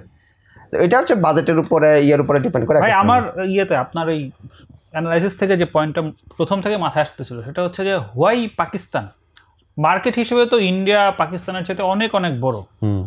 সো এই সিলেকশনগুলো কিভাবে হয়? যেমন আপনি টার্কি বললেন, আরব বললেন, সো যে কোনো তো সাধারণত মার্কেট তো ইন্ডিয়াতে আগে টার্গেট করে, পাকিস্তানের তো দেখা যাচ্ছে বাইরের রেপুটেশন খুব একটা ভালো না, নানা কারণে পাকিস্তান বিতর্কিত। So Coke studio starting point হিসেবে পাকিস্তানকে কেন বাইছে নেবে বলে আপনার মনে হয়? না, এটা কোক পাকিস্তানের, যেমন কোক বাংলাদেশ, কোক পাকিস্তানের একটা সেলফ ইনিশিয়েটিভ ছিল। আচ্ছা, এটা ইন্টারন্যাশনাল কোক কোম্পানি কোনো ইনিশিয়েটিভ ছিল না। আচ্ছা, ওইটা পাকিস্তান থেকে, কোক পাকিস্তানের ওই যেটা বললাম, ওরা মার্কেটে স্ট্রাগল করতেছিল, তখন ওরা মার্কেটে কিভাবে আসা যায়, কি যেমন আমরা যখন মনে করো কোনো একটা প্রোডাক্ট মার্কেটে আনার চেষ্টা করি, তখন কিন্তু আমরা প্রোডাক্টে টিভিসি বানাই, ওই প্রোডাক্ট নিয়ে রোড শো করি, ওই প্রোডাক্ট নিয়ে বিলবোর্ড বানাই, ক্যাম্পেইন করি, বিভিন্ন ধরনের ক্যাম্পেইন আছে, টিভিসি, আরডিসি, বিলবোর্ড, তারপর হচ্ছে প্রেস, এই বিভিন্নভাবে লোকজনকে জানানো। তা এখন কোক আনলো একটা ইনোভেটিভ ওয়ে, যেখানে কোকের কোনো মানে অ্যাড নাই, কিন্তু কোক স্টুডিও। একটা জায়গায় আমি একটা লেখা পড়তেছি, যেহেতু তুমি পড়তে বলছো, আমি একটা লেখা পড়তেছি, বলছে যে মানুষ অনেক সময় বলে না অকাল, তুমি বলবা পক্ক, মানে কথা মানে কিছু কথার সাথে কিছু কথা আইসা যায়। হ্যাঁ, অকাল পক্ক, হ্যাঁ, মানে অকাল কুষ্মান্ড, হ্যাঁ, মানে এইসব কিছু কথা আছে না, কিছু কথার সাথে কিছু কথা থাকে, রোদ বৃষ্টি, হাসি খুশি। এখন তোমাকে বলা হলো কোক, তুমি বলবে স্টুডিও। ভালো পয়েন্ট বলছেন। It becomes synonyms. মানে they actually wanted to hit that level. মানে তোমার টপ অফ দ্য মাইন্ডে তুমি যখন মিউজিকের কথা বলবা, তখন তুমি যখন স্টুডিওর কথা বলবা, অটোমেটিক্যালি তোমার মাথায় কোক কথাটা আসবে। এইটাকে মানে সিঙ্ক করানোর জন্যই এই আইডিওলজিটার উদ্ভব। এবং দেখবা যে কোক স্টুডিওর মধ্যে কোনো জায়গায় কোনো কিছু নাই, কিন্তু যেই গানই করছে কোক স্টুডিওর কোনা দিয়ে একটা কোকের বোতল আছে। হ্যাঁ, হ্যাঁ, একটা কোনা দিয়ে একটা বোতল আছে। যখন ক্যামেরা প্যান করে নিয়ে যাচ্ছে, ক্যামেরা ওই বা ফোকাস করতেছে তোমার গায়ক যে গানবে তার সামনে, নিয়ে যে একটা বেস দেখাচ্ছে, বেস বাজাচ্ছে, পুট করে নিয়ে গেল কোক স্টুডিওর ওই লগোর দিকে। মানে আলটিমেটলি কিন্তু লোগোটা আসে, অনেকবার স্ক্রিনে আসে, আনতেই হবে, কারণ এটা তো কমার্শিয়াল প্রজেক্ট। এটা ভাবার অবকাশ নাই। কোক বাংলাদেশ দেশ, কোক স্টুডিও বাংলাদেশ দেশে আসছে বাংলা মিউজিককে বাঁচাইতে। এটা তো তাদের দায়িত্ব না, এটা তাদের দায়িত্ব না, এবং এটা করতে তারা আসে নাই, তারা আসছে কোক বেচতে। Meanwhile under umbrella of corporate social responsibility তারা মিউজিক ইন্ডাস্ট্রিকে একটু কাজে লাগাতে যাচ্ছে। বেসিক্যালি তুমি দেখবে সারা পৃথিবীতেই 3 বলে একটা কনসেপ্ট আছে, এডুকেশন, ইঞ্জিনিয়ারিং, এন্টারটেনমেন্ট। মানে এই জায়গা, যেমন আমি আমার এনার্জি পলিটিক্সে তোমার একটা 3F এর কথা বলছিলাম, মনে আছে কিনা জানি না, ফার্টিলাইজার, ফুড, ফুয়েল। আজকে বললাম 3E, মানে education, engineering and entertainment. This things actually বড়োভাবে সারা পৃথিবীকে রুল করে। তুমি দেখবা যেসব দেশ শিক্ষিত তাদের কিন্তু এডুকেশনের উপর অনেক বেশি মানে ডেভেলপড, তারা এডুকেশন অনেক বেশি বিনিয়োগ করে। তুমি দেখো না এই আমেরিকাতে বা বড় বড় ইউনিভার্সিটি, পৃথিবীর বড় বড় উন্নত দেশগুলোতে গবেষণা খাতে কি পরিমাণ টাকা বিনিয়োগ করতেছে। মানে তারা গবেষণা খাত মানে এডুকেশন। আমাদের বাজেটে আমাদের বাজেটে কত পার্সেন্ট এডুকেশনে বলো, একটা ধারণা? আমি জানি না, খুব কম হওয়ার কথা। It is 5.12%, to be very precise. মাত্র এতটাও কম আশা করি নাই। 5%। এখন আমি তোমাকে বলি, আমি ভাবছিলাম 10-12%। না, এখন আমি তোমাকে বলি ইজ 5%। এটাও কিন্তু থার্ড, মানে অন্য যে কোনো খাতের মধ্যে। তাই? হ্যাঁ, আমাদের সবচেয়ে বড় ইনভেস্ট মানে আমাদের না সুদে। আচ্ছা, সরকারকে যে সুদ দেয়, মানে এটা লোনের সুদ হইতে পারে, অথবা তোমার কাছ থেকে যে সঞ্চয়পত্র কিনছে ওই সঞ্চয়পত্রতে যে সুদ দেয়, অথবা তোমার যে পেনশন লোক যে পেনশন দেয় সুদ, তারপর হচ্ছে পেনশন খাত মানে সরকার পেনশন অথবা সরকারি অফিসারদের বেতন, মানে ওই খাতটা। তারপরে থার্ড খাত হচ্ছে শিক্ষা, যেটা পার্সেন্ট হচ্ছে 5। আচ্ছা, তো শোনো, এটা তুমি আবার খাতা করে দেখার অবকাশটা যে অনেক কম দেয়, নাম্বারটা কিন্তু অনেক বেশি, কিন্তু ওই দুইটাতে এত বেশি সম্ভবত, মানে আমার স্মৃতি যদি আমার সাথে বিভ্রান্ত না করে থাকে, 19%, 17%, ওই দুইটাই। কোনটা? সুদ এবং সরকারি বেতন। স্যালারি না, স্যালারি সম্ভবত 20 বা 22%। মানে ওই দুইটা 20, ওই দুইটাই অনেক বড়। 40% ওই দুই জনের জায়গায় চলে যায়, আর বাদ বাকি থেকে শুরু হয়ে যায় সামরিক, শিক্ষা, চিকিৎসা, এই 3টা খুব প্রাধান্য পায়। তারপর সোশ্যাল ডেভেলপমেন্ট অর্গানাইজেশন। সো এটা আমি কথা বাদ দিলাম, এটা অন্য একটা প্রসঙ্গে আনলাম, sorry for the out of context things, information না ধরলে। আমি যে কারণে বলার চেষ্টা করতেছিলাম যে তোমার এই কি বলে কোক স্টুডিও বাংলাদেশে এডুকেশন খাত, মানে আমি তো 3 নিয়ে কথা বলছি। আপনার যে 3 এর সবগুলো ইন্ডেক্সেই তো বাংলাদেশ খুব নিচে। Education education, entertainment, engineering and entertainment. তো এখন এন্টারটেনমেন্টের খাতে কিন্তু সারা পৃথিবীতেই এন্টারটেনমেন্ট অনেক বড় বড় বিনিয়োগ, $1 বিলিয়ন বিনিয়োগ, বিলিয়ন না $1 ট্রিলিয়ন ইন্ডাস্ট্রি। সারা পৃথিবীর ইন্ডাস্ট্রি যদি তুমি এন্টারটেনমেন্ট ইন্ডাস্ট্রি ধরো, ইট ইজ $1 ট্রিলিয়ন ইন্ডাস্ট্রি। আমাদের মিউজিক, স্পোর্টস, ফিল্ম মিলে তো 100 কোটি হবে না। না, প্রশ্নই আসে না। আমাদের সবচেয়ে না, 100 কোটি হবে। এখনো পর্যন্ত সবচেয়ে বেশি ইনকাম করা ফিল্ম হচ্ছে প্রিয়তম, 41 কোটি। না, ওইগুলো আমরা যেগুলো শুনি সেগুলো random figure. I don't believe this number. মানে বাংলাদেশে তো বক্স অফিস নাই। তুমি বাংলাদেশে তুমি জিজ্ঞেস করবা যে কোন চ্যানেল বেশি চলে, টিআরপি কি, বানানো টিআরপি। বাংলাদেশে টিআরপি মেজার করা কেউ আছে? কে মেজার করে? ওই কি যেন একটা টুলস সেট করা আছে না, তোমার সারা পৃথিবীতেই তুমি যখন তোমার বাসায় টিভি দেখো, তুমি দেখো হচ্ছে বিসেটের মাধ্যমে। যেমন আমাদের যেমন আকাশ আছে এখন, তো আকাশ তো আর সবাই ইউজ করে না, আমরা সবাই ইউজ করতেছি ডিশ। তো গভর্নমেন্ট একটা দিল যে সবার ডিশের মধ্যে সেট টপ বক্স বসাইতে হবে। যদি সেট টপ বক্স বসাইতো then it is regulated viewing. আর এখন যেটা তুমি দেখতেছো ডিশ, সেটা হচ্ছে একটা বক্স থেকে সবাই নিতেছে লাইন। এখন সিরিজে কে কোনটা দেখতেছো তুমি জানো না, তুমি কাস্টমার ওয়াইজ তুমি পাবো না। আকাশকে যদি জিজ্ঞেস করো তোমার লাখখানে কাস্টমার আছে, কথা লাখখানে কাস্টমার, ওর যেটা ভিউ দিবে সেটা একটা গুড ভিউ হবে, কারণ ও তো একদম রেগুলেটেড ভিউ দিচ্ছে। তুমি কত মিনিট কোন চ্যানেল কিভাবে দেখছো এবং কোন বিজ্ঞাপন দেখছো সেটা শুধু বের করে দিতে পারবে আকাশ। কারণ তুমি যেটা স্ক্রিন দেখতেছো এই স্ক্রিন রেকর্ডিং হচ্ছে, আচ্ছা, ওর সিস্টেমে রেকর্ডিং হচ্ছে, ওই অনুযায়ী তোমাকে অ্যানালাইসিস করে। হ্যাঁ, কিন্তু যদি আমি দেখেন যে যদি নাটক বা ফিল্ম, স্পোর্টস, ওয়েব সিরিজ এগুলো মার্কেট 100 কোটি হবে কোথায়? এত টাকা কোথায় দেয়? না না, আছে 100 কোটি বেশি হবে, 100 কোটি বেশি হবে। কারণ এখন তো ধরো অনেক কন্টেন্ট হচ্ছে, অনেক এন্টারটেনমেন্ট ইন্ডাস্ট্রিতে কিন্তু এখন ভালো বিনিয়োগ হচ্ছে। ওটিটিগুলোতে প্রচুর কন্টেন্ট হচ্ছে। তুমি রাত পোহালে প্রতি বৃহস্পতিবার বিভিন্ন ওটিটিতে, যে কোনো ওটিটিতে একটা না একটা বড় সিরিজ নামতেছে। তো এক একটা সিরিজের তো একটা বাজেট আছে, ছোটোখাটো হলেও তো একটা বাজেট আছে। তুমি ধরো 52 সপ্তাহে যদি আমি 52টা কন্টেন্টও ধরি, মানে আমি ক্লাস 1 কন্টেন্টগুলো বলতেছি, ধরো হইচই, চরকি বা দীপ্ত, বঙ্গ, টফি, এই সিরিজগুলো যদি ধরি, সেইখানকার যে কন্টেন্টগুলো আছে, আমি যদি 52টা ভালো মানে কন্টেন্টও ধরি, প্রত্যেকটার বাজেট যদি মিনিমাম 1 কোটি করে ধরি, তাহলে তো 52 কোটি টাকা এখানেই আছে। ও হ্যাঁ, এটা একটা ভালো পয়েন্ট বলছেন। আসলে আমি নাটক দেখি না, তো এই জন্য ওই জিনিসটা না। আর নাটক তো মনে করো ভুরি ভুরি হচ্ছে। এক একটা নাটকের বাজেট তো কম করে হলো 10-15-20 লাখ টাকা তো আছেই। 20 লাখ টাকাতে বাংলাদেশে নাটক হয় না? আমি বলতেছি যদি আরো কম বাজেট 2 লাখ টাকাও নাটক হয়, 2 লাখ টাকা নাটক হয়। আই নো সাম নাটক কস্ট ইজ 2 লাখ। 40 মিনিট নাটকের কস্ট 2 লাখ, 2 দিনের শুটিং এ শেষ, নাটক হয়ে গেছে। আবার 20 লাখ টাকা নাটকও হয়েছে।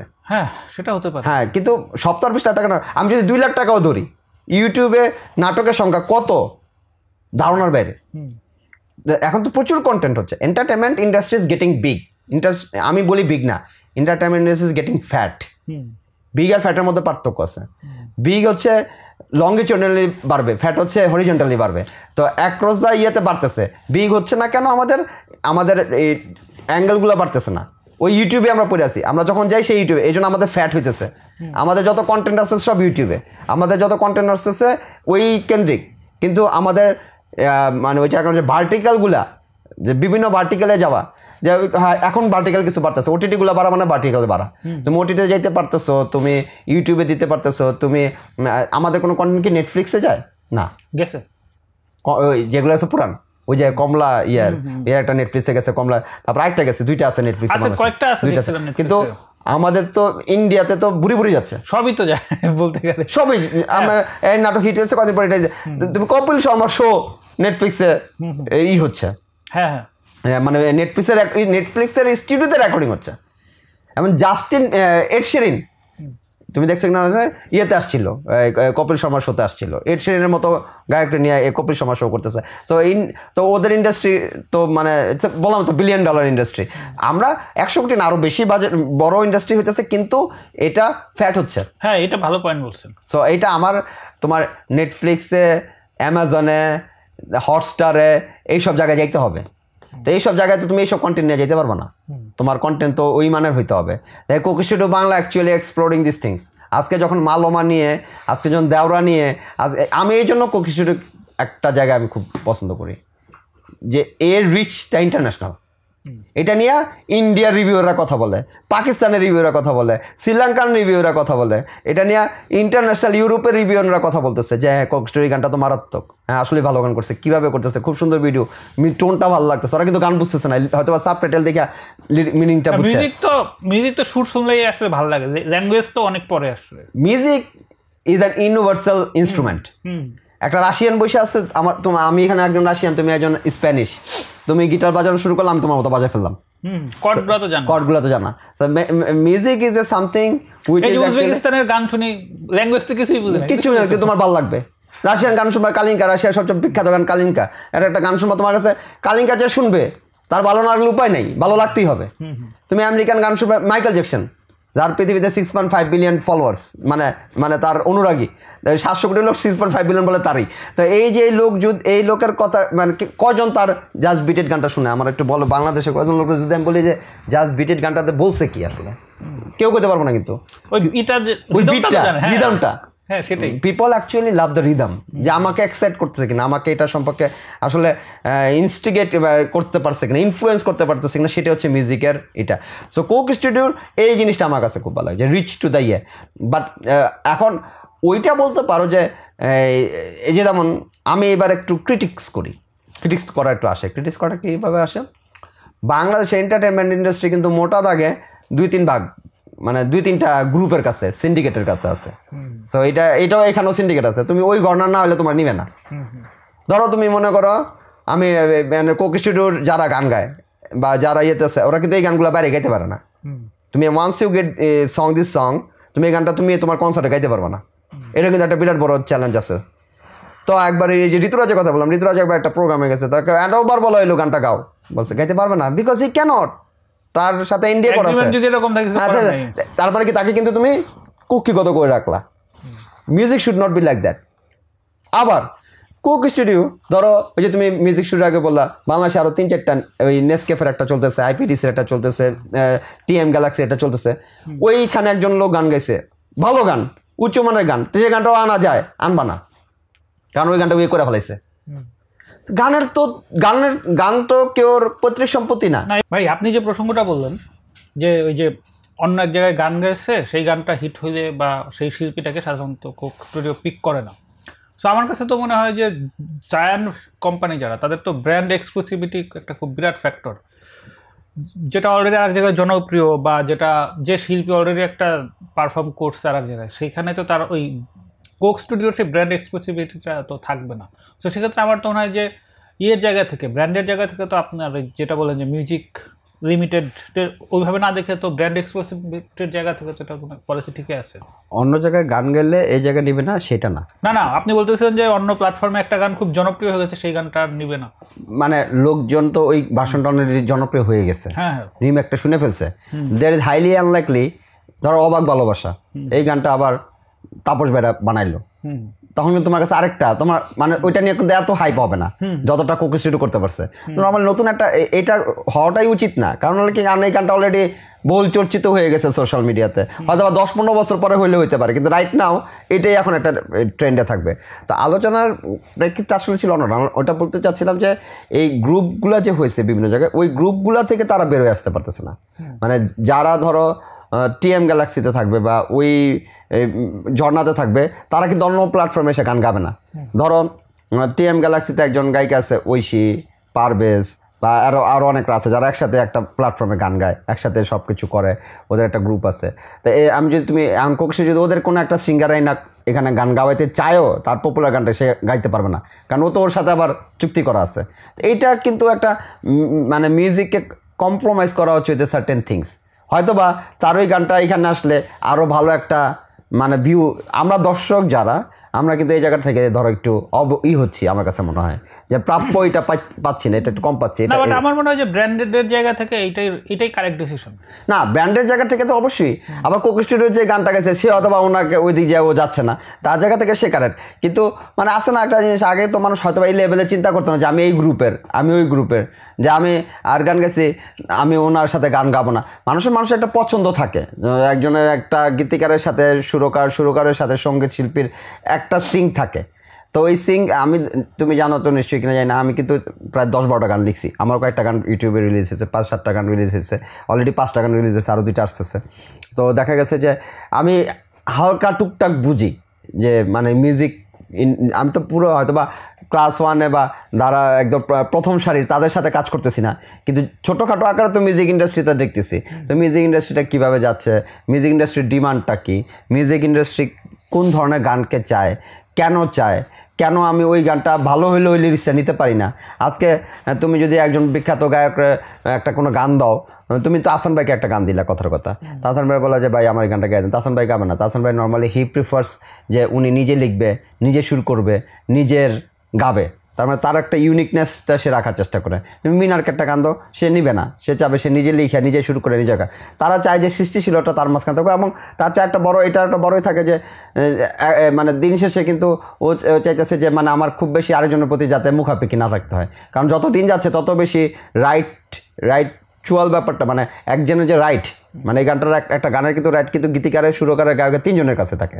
হ্যাঁ, কিন্তু ইয়েতে মানে প্রথমত বোধহয় সুরকার আর গীতিকার না, গীতিকারের রাইট আছে, তারপর সুরকারের রাইট আছে, তারপরে সঙ্গীত শিল্পীর রাইট আছে। সঙ্গীত শিল্পী তো যখন তখন যে কেউ পারফর্ম করতে পারে, এটা তো মানে ওই তার ভার্সনটা যখন বাজানো হবে তখন তার রাইটকে দিতে হবে। হ্যাঁ, কিন্তু যদি কেউ করে মানে অন্য কেউ সেই গান গায়, সেটার জন্য আসলে তার কাছে পারমিশন, যেমন মনে করো আমি আমার কথাটা বলি, আমি এখন একটা গান লিখছি, আমি এই গানটার প্রডিউসার হতে পারি। প্রডিউসার কি, আমি এই গানটাকে সুরকারের টাকা দিয়ে করাইছি, আমি এই গানটার সঙ্গীত শিল্পীকে টাকা দিয়ে করাইছি, আমি এই গানটা একটা প্ল্যাটফর্মে টাকা দিয়ে দিছি, তার মানে গানের পুরো মালিক কিন্তু আমি প্রডিউসার, আমি বিকাম দ্য ফুল মালিক। আমি এই গানটা বেচবো না, এই গানটা বেচবো না, এই গানটা শিল্পী যদি গিয়ে কোনো সম্মানই পাই, আমি কি সম্মানের সাথে ক্লেম করবো কি না, এটা আমার উপর ডিপেন্ড করতেছে সম্পূর্ণ, আমি এটা নিবো কি না। তো সো এটা ডিপেন্ড করে যে আসলে কে প্রডিউসার, কে প্রডিউস করতেছে, কেই করতেছে। আর ইন দ্য এন্ড গীতিকার, সুরকার, সঙ্গীত শিল্পী যদি একটা ভালো আন্ডারস্ট্যান্ডিং থাকে, ভালোই থাকে, হয়তো বা তারা এই ব্যাপারগুলোকে কম্প্রোমাইজিং মধ্যেও থাকতে পারে, সেটা কোনো না। তো যে আলোচনায় ছিলাম যে কোকো স্টুডিওর যে সিন্ডিকেশনস অফ দ্য মিউজিক ইন্ডাস্ট্রি, এই সিন্ডিকেশন অফ মিউজিক ইন্ডাস্ট্রিটাকে আমার মনে হয় এটা একটা ক্রিটিক্স হইতে পারে, যে এই জায়গাটাতে কীভাবে এই ব্যারিয়ারটা থেকে বেরিয়ে আসা যায় সেটা নিয়ে আলোচনা হতে পারে। But in the end, as because we are discussing about the commercial aspect of this studio, of this musical industry, সেই পার্সপেক্টিভে কিন্তু কম্প্রোমাইজটার কোনো জায়গা নেই, কারণ ইটস এক্সক্লুসিভলি তার প্রোডাক্ট। না, আমি তো সেটাই বললাম যে এক্সক্লুসিভিটি তো খুব গুরুত্বপূর্ণ। না, আমরা ক্রিটিক্স অ্যাঙ্গেল থেকে এটা আলোচনা করলাম, ক্রিটিক্স অ্যাঙ্গেল থেকে, কিন্তু কমার্শিয়াল অ্যাঙ্গেল থেকে এটার কোনো স্কোপ নাই। কমার্শিয়াল আপনি যে এন্ডটা বলতেছেন এটা হচ্ছে আদর্শ গ্যাসের কিন্তু বাস্তবে তো পিভি কনস্টেনারিটি বিলংস করে না। তো এটাতে তোমার 15 ডিগ্রি সেলসিয়াসে নিয়ে ওইটা তো বিলংস করে না, তো তোমার এসটিপিতে যাইতে হবে, স্ট্যান্ডার্ড নর্মাল টেম্পারেচারে যাইতে হবে। তো নর্মাল টেম্পারেচার কিন্তু আসলে এটা বিলংস করে না। তো আমার মনে হয় যে কমার্শিয়াল অ্যাসপেক্টে this is a very good thing যে কোক স্টুডিও যে গানগুলো। বাট আমার পয়েন্টটা ভাই অন্য জায়গায়, সেটা হচ্ছে যে আপনি শুরুতে যে ROI এর কথা বলতেছিলেন, সো কোক স্টুডিও তো অলরেডি যে বলতেছেন 20-25টা গান করে ফেলছে। সো আপনার কি মনে হয় যে ROI যদি করা হয় বাংলাদেশে কোক স্টুডিওর যে এক্সপিরিয়েন্স, সেটা কি আসলে ROI পজিটিভ, নাকি এটা আমরা হয়তো দেখবো যে এই প্রজেক্টটা অদূর ভবিষ্যতে মুখ থুবড়ে পড়ছে, এটা পাকিস্তানের মতো তো লং লাস্টিং হবে না? পাকিস্তানের প্রজেক্ট তো অন্য জায়গায় হয় নাই, পাকিস্তানের মতো প্রফিটেবল তো অন্য কোনো জায়গায় হয় নাই। এটা যে হবে তাও তো না, এটা যে মানে হইতে হবে তাও না। এটা কিন্তু বাংলাদেশে কোক স্টুডিও আসা বাংলাদেশের মিউজিক ইন্ডাস্ট্রির জন্য একটা হেল্পফুল হয়েছে। কারণ কি, ধরো কথার কথা, এখানে যদি 20-30 জন শিল্পী গান গায়ে থাকে, মানে যারা বাদক গান বাজাইছে তাদের তো ইনকাম হয়েছে। না, আমি কোক স্টুডিওর গ্রাউন্ড থেকে বলতেছি, কোক স্টুডিও না, আর্টিস্টদের গান। আচ্ছা, কোক স্টুডিওর গ্রাউন্ড থেকে বললে আমাদের কোক স্টুডিও তার সেলস ফিগার বাজারে দেয় না, as because is not a listed company. So তুমি তো লিস্টেড কোম্পানি না হইলে তুমি কিন্তু তার এক্সাক্ট সেলস ফিগার পাবা না, যেটা অন্যান্য দেশগুলোতে হয়তো বা লিস্টেড কোম্পানি ডাটা থেকে মানুষ বলে যে এই সেলস, কারণ ওটা লিস্টেড কোম্পানি প্রতি বছর তার সেলস তো মনে করেন যে ROI এর অনেকগুলো ইন্ডেক্সের একটা ইন্ডেক্স, এটা তো নিশ্চয়ই একমাত্র ইন্ডেক্স না, একমাত্র ইন্ডেক্স না। তবে অন্যান্য যে সেই ইন্ডেক্সগুলোতে কি পজিটিভ আপনার কি মনে হয়? না, অবভিয়াসলি পজিটিভ। তুমি আমার একটা জিনিস বলো, ধরো কোক স্টুডিও নাই, কোক স্টুডিও এই প্রজেক্টটা নেয় নাই, কোক স্টুডিও কি করতে পারতো? কোক স্টুডিও করতে পারতো একটা কনসার্ট। এখন দেখো কোক স্টুডিও হওয়ার পর যখন কনসার্ট করে আর্মি স্টেডিয়ামে, তখন এই শিল্পীগুলোরে নিয়ে দিয়ে গান গাইতেছে। তার মানে ওরা কিন্তু একটা ইয়ের মধ্যে আছে, চ্যানেলের মধ্যে আছে। এখন ধরো এই জিনিসটা নাই, কোক স্টুডিও নিজে একটা কনসার্ট করতে পারতো, বাংলাদেশের প্রথিতযশা শিল্পীদের নিয়ে গান গাওয়াইতে পারতো, ওইখানে টিকেট সেল ফ্রি দিয়ে লোকজনকে আনতে পারতো। তো এটাও কিন্তু অনেক বড় একটা যজ্ঞ, একটা মিউজিক একটা খোলা ময়দানে ওপেন এয়ার কনসার্ট করা, অনেক কিছু হ্যাজেল। তো এই জায়গাগুলোতে এটাও একটা বিনিয়োগ, এটাও একটা বিনিয়োগ, এটাও একটা বিনিয়োগ।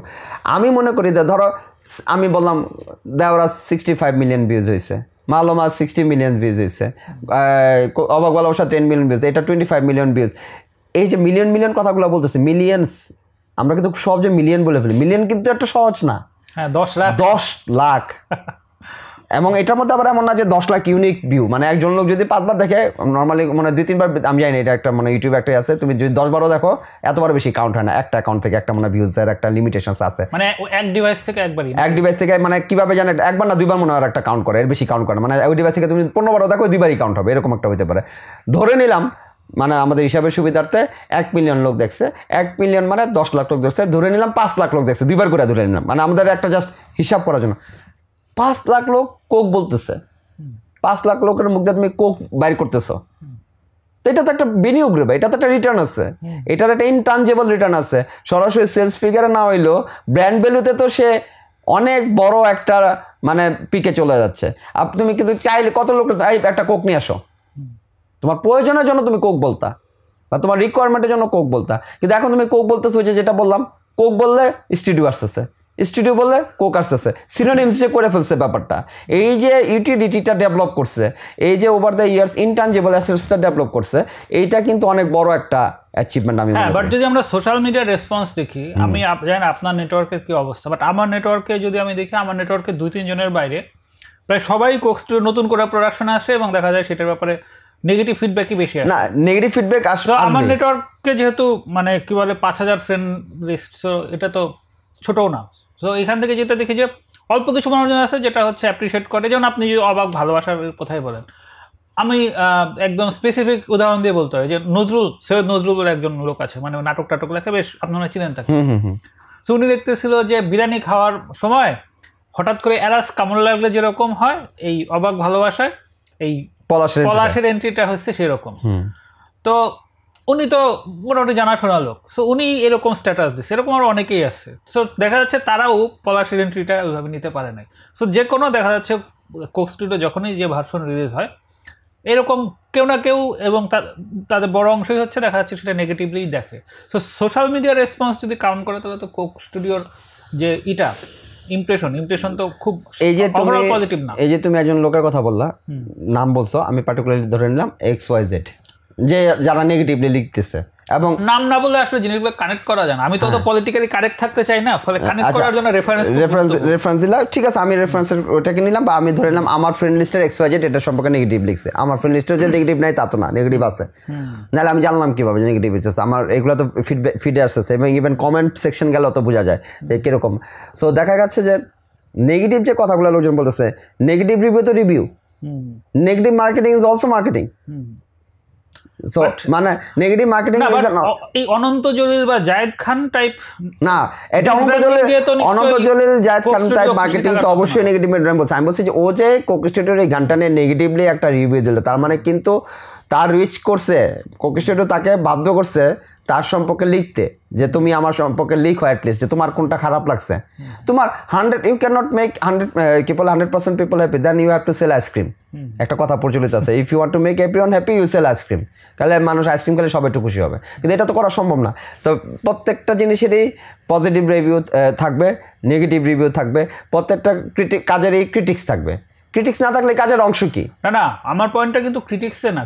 আমি বলতেছি যে আপনি যখন দেখবেন, মানে যখন আপনি আপনার সোশ্যাল মিডিয়া স্ফিয়ারটা দেখবেন, সোশ্যাল মিডিয়া স্ফিয়ারে যখন আপনার পজিটিভ এবং নেগেটিভের রেশিওটা আসলে অনেক বেশি হয়, মানে ইমব্যালেন্সড হয়, তখন তো এইটা ইমপ্রেশনটা আসা খুব স্বাভাবিক যে আসলে এই প্রোডাকশনটা খুব বাজে হয়েছে, প্রোডাকশনটা কিছু হয় নাই।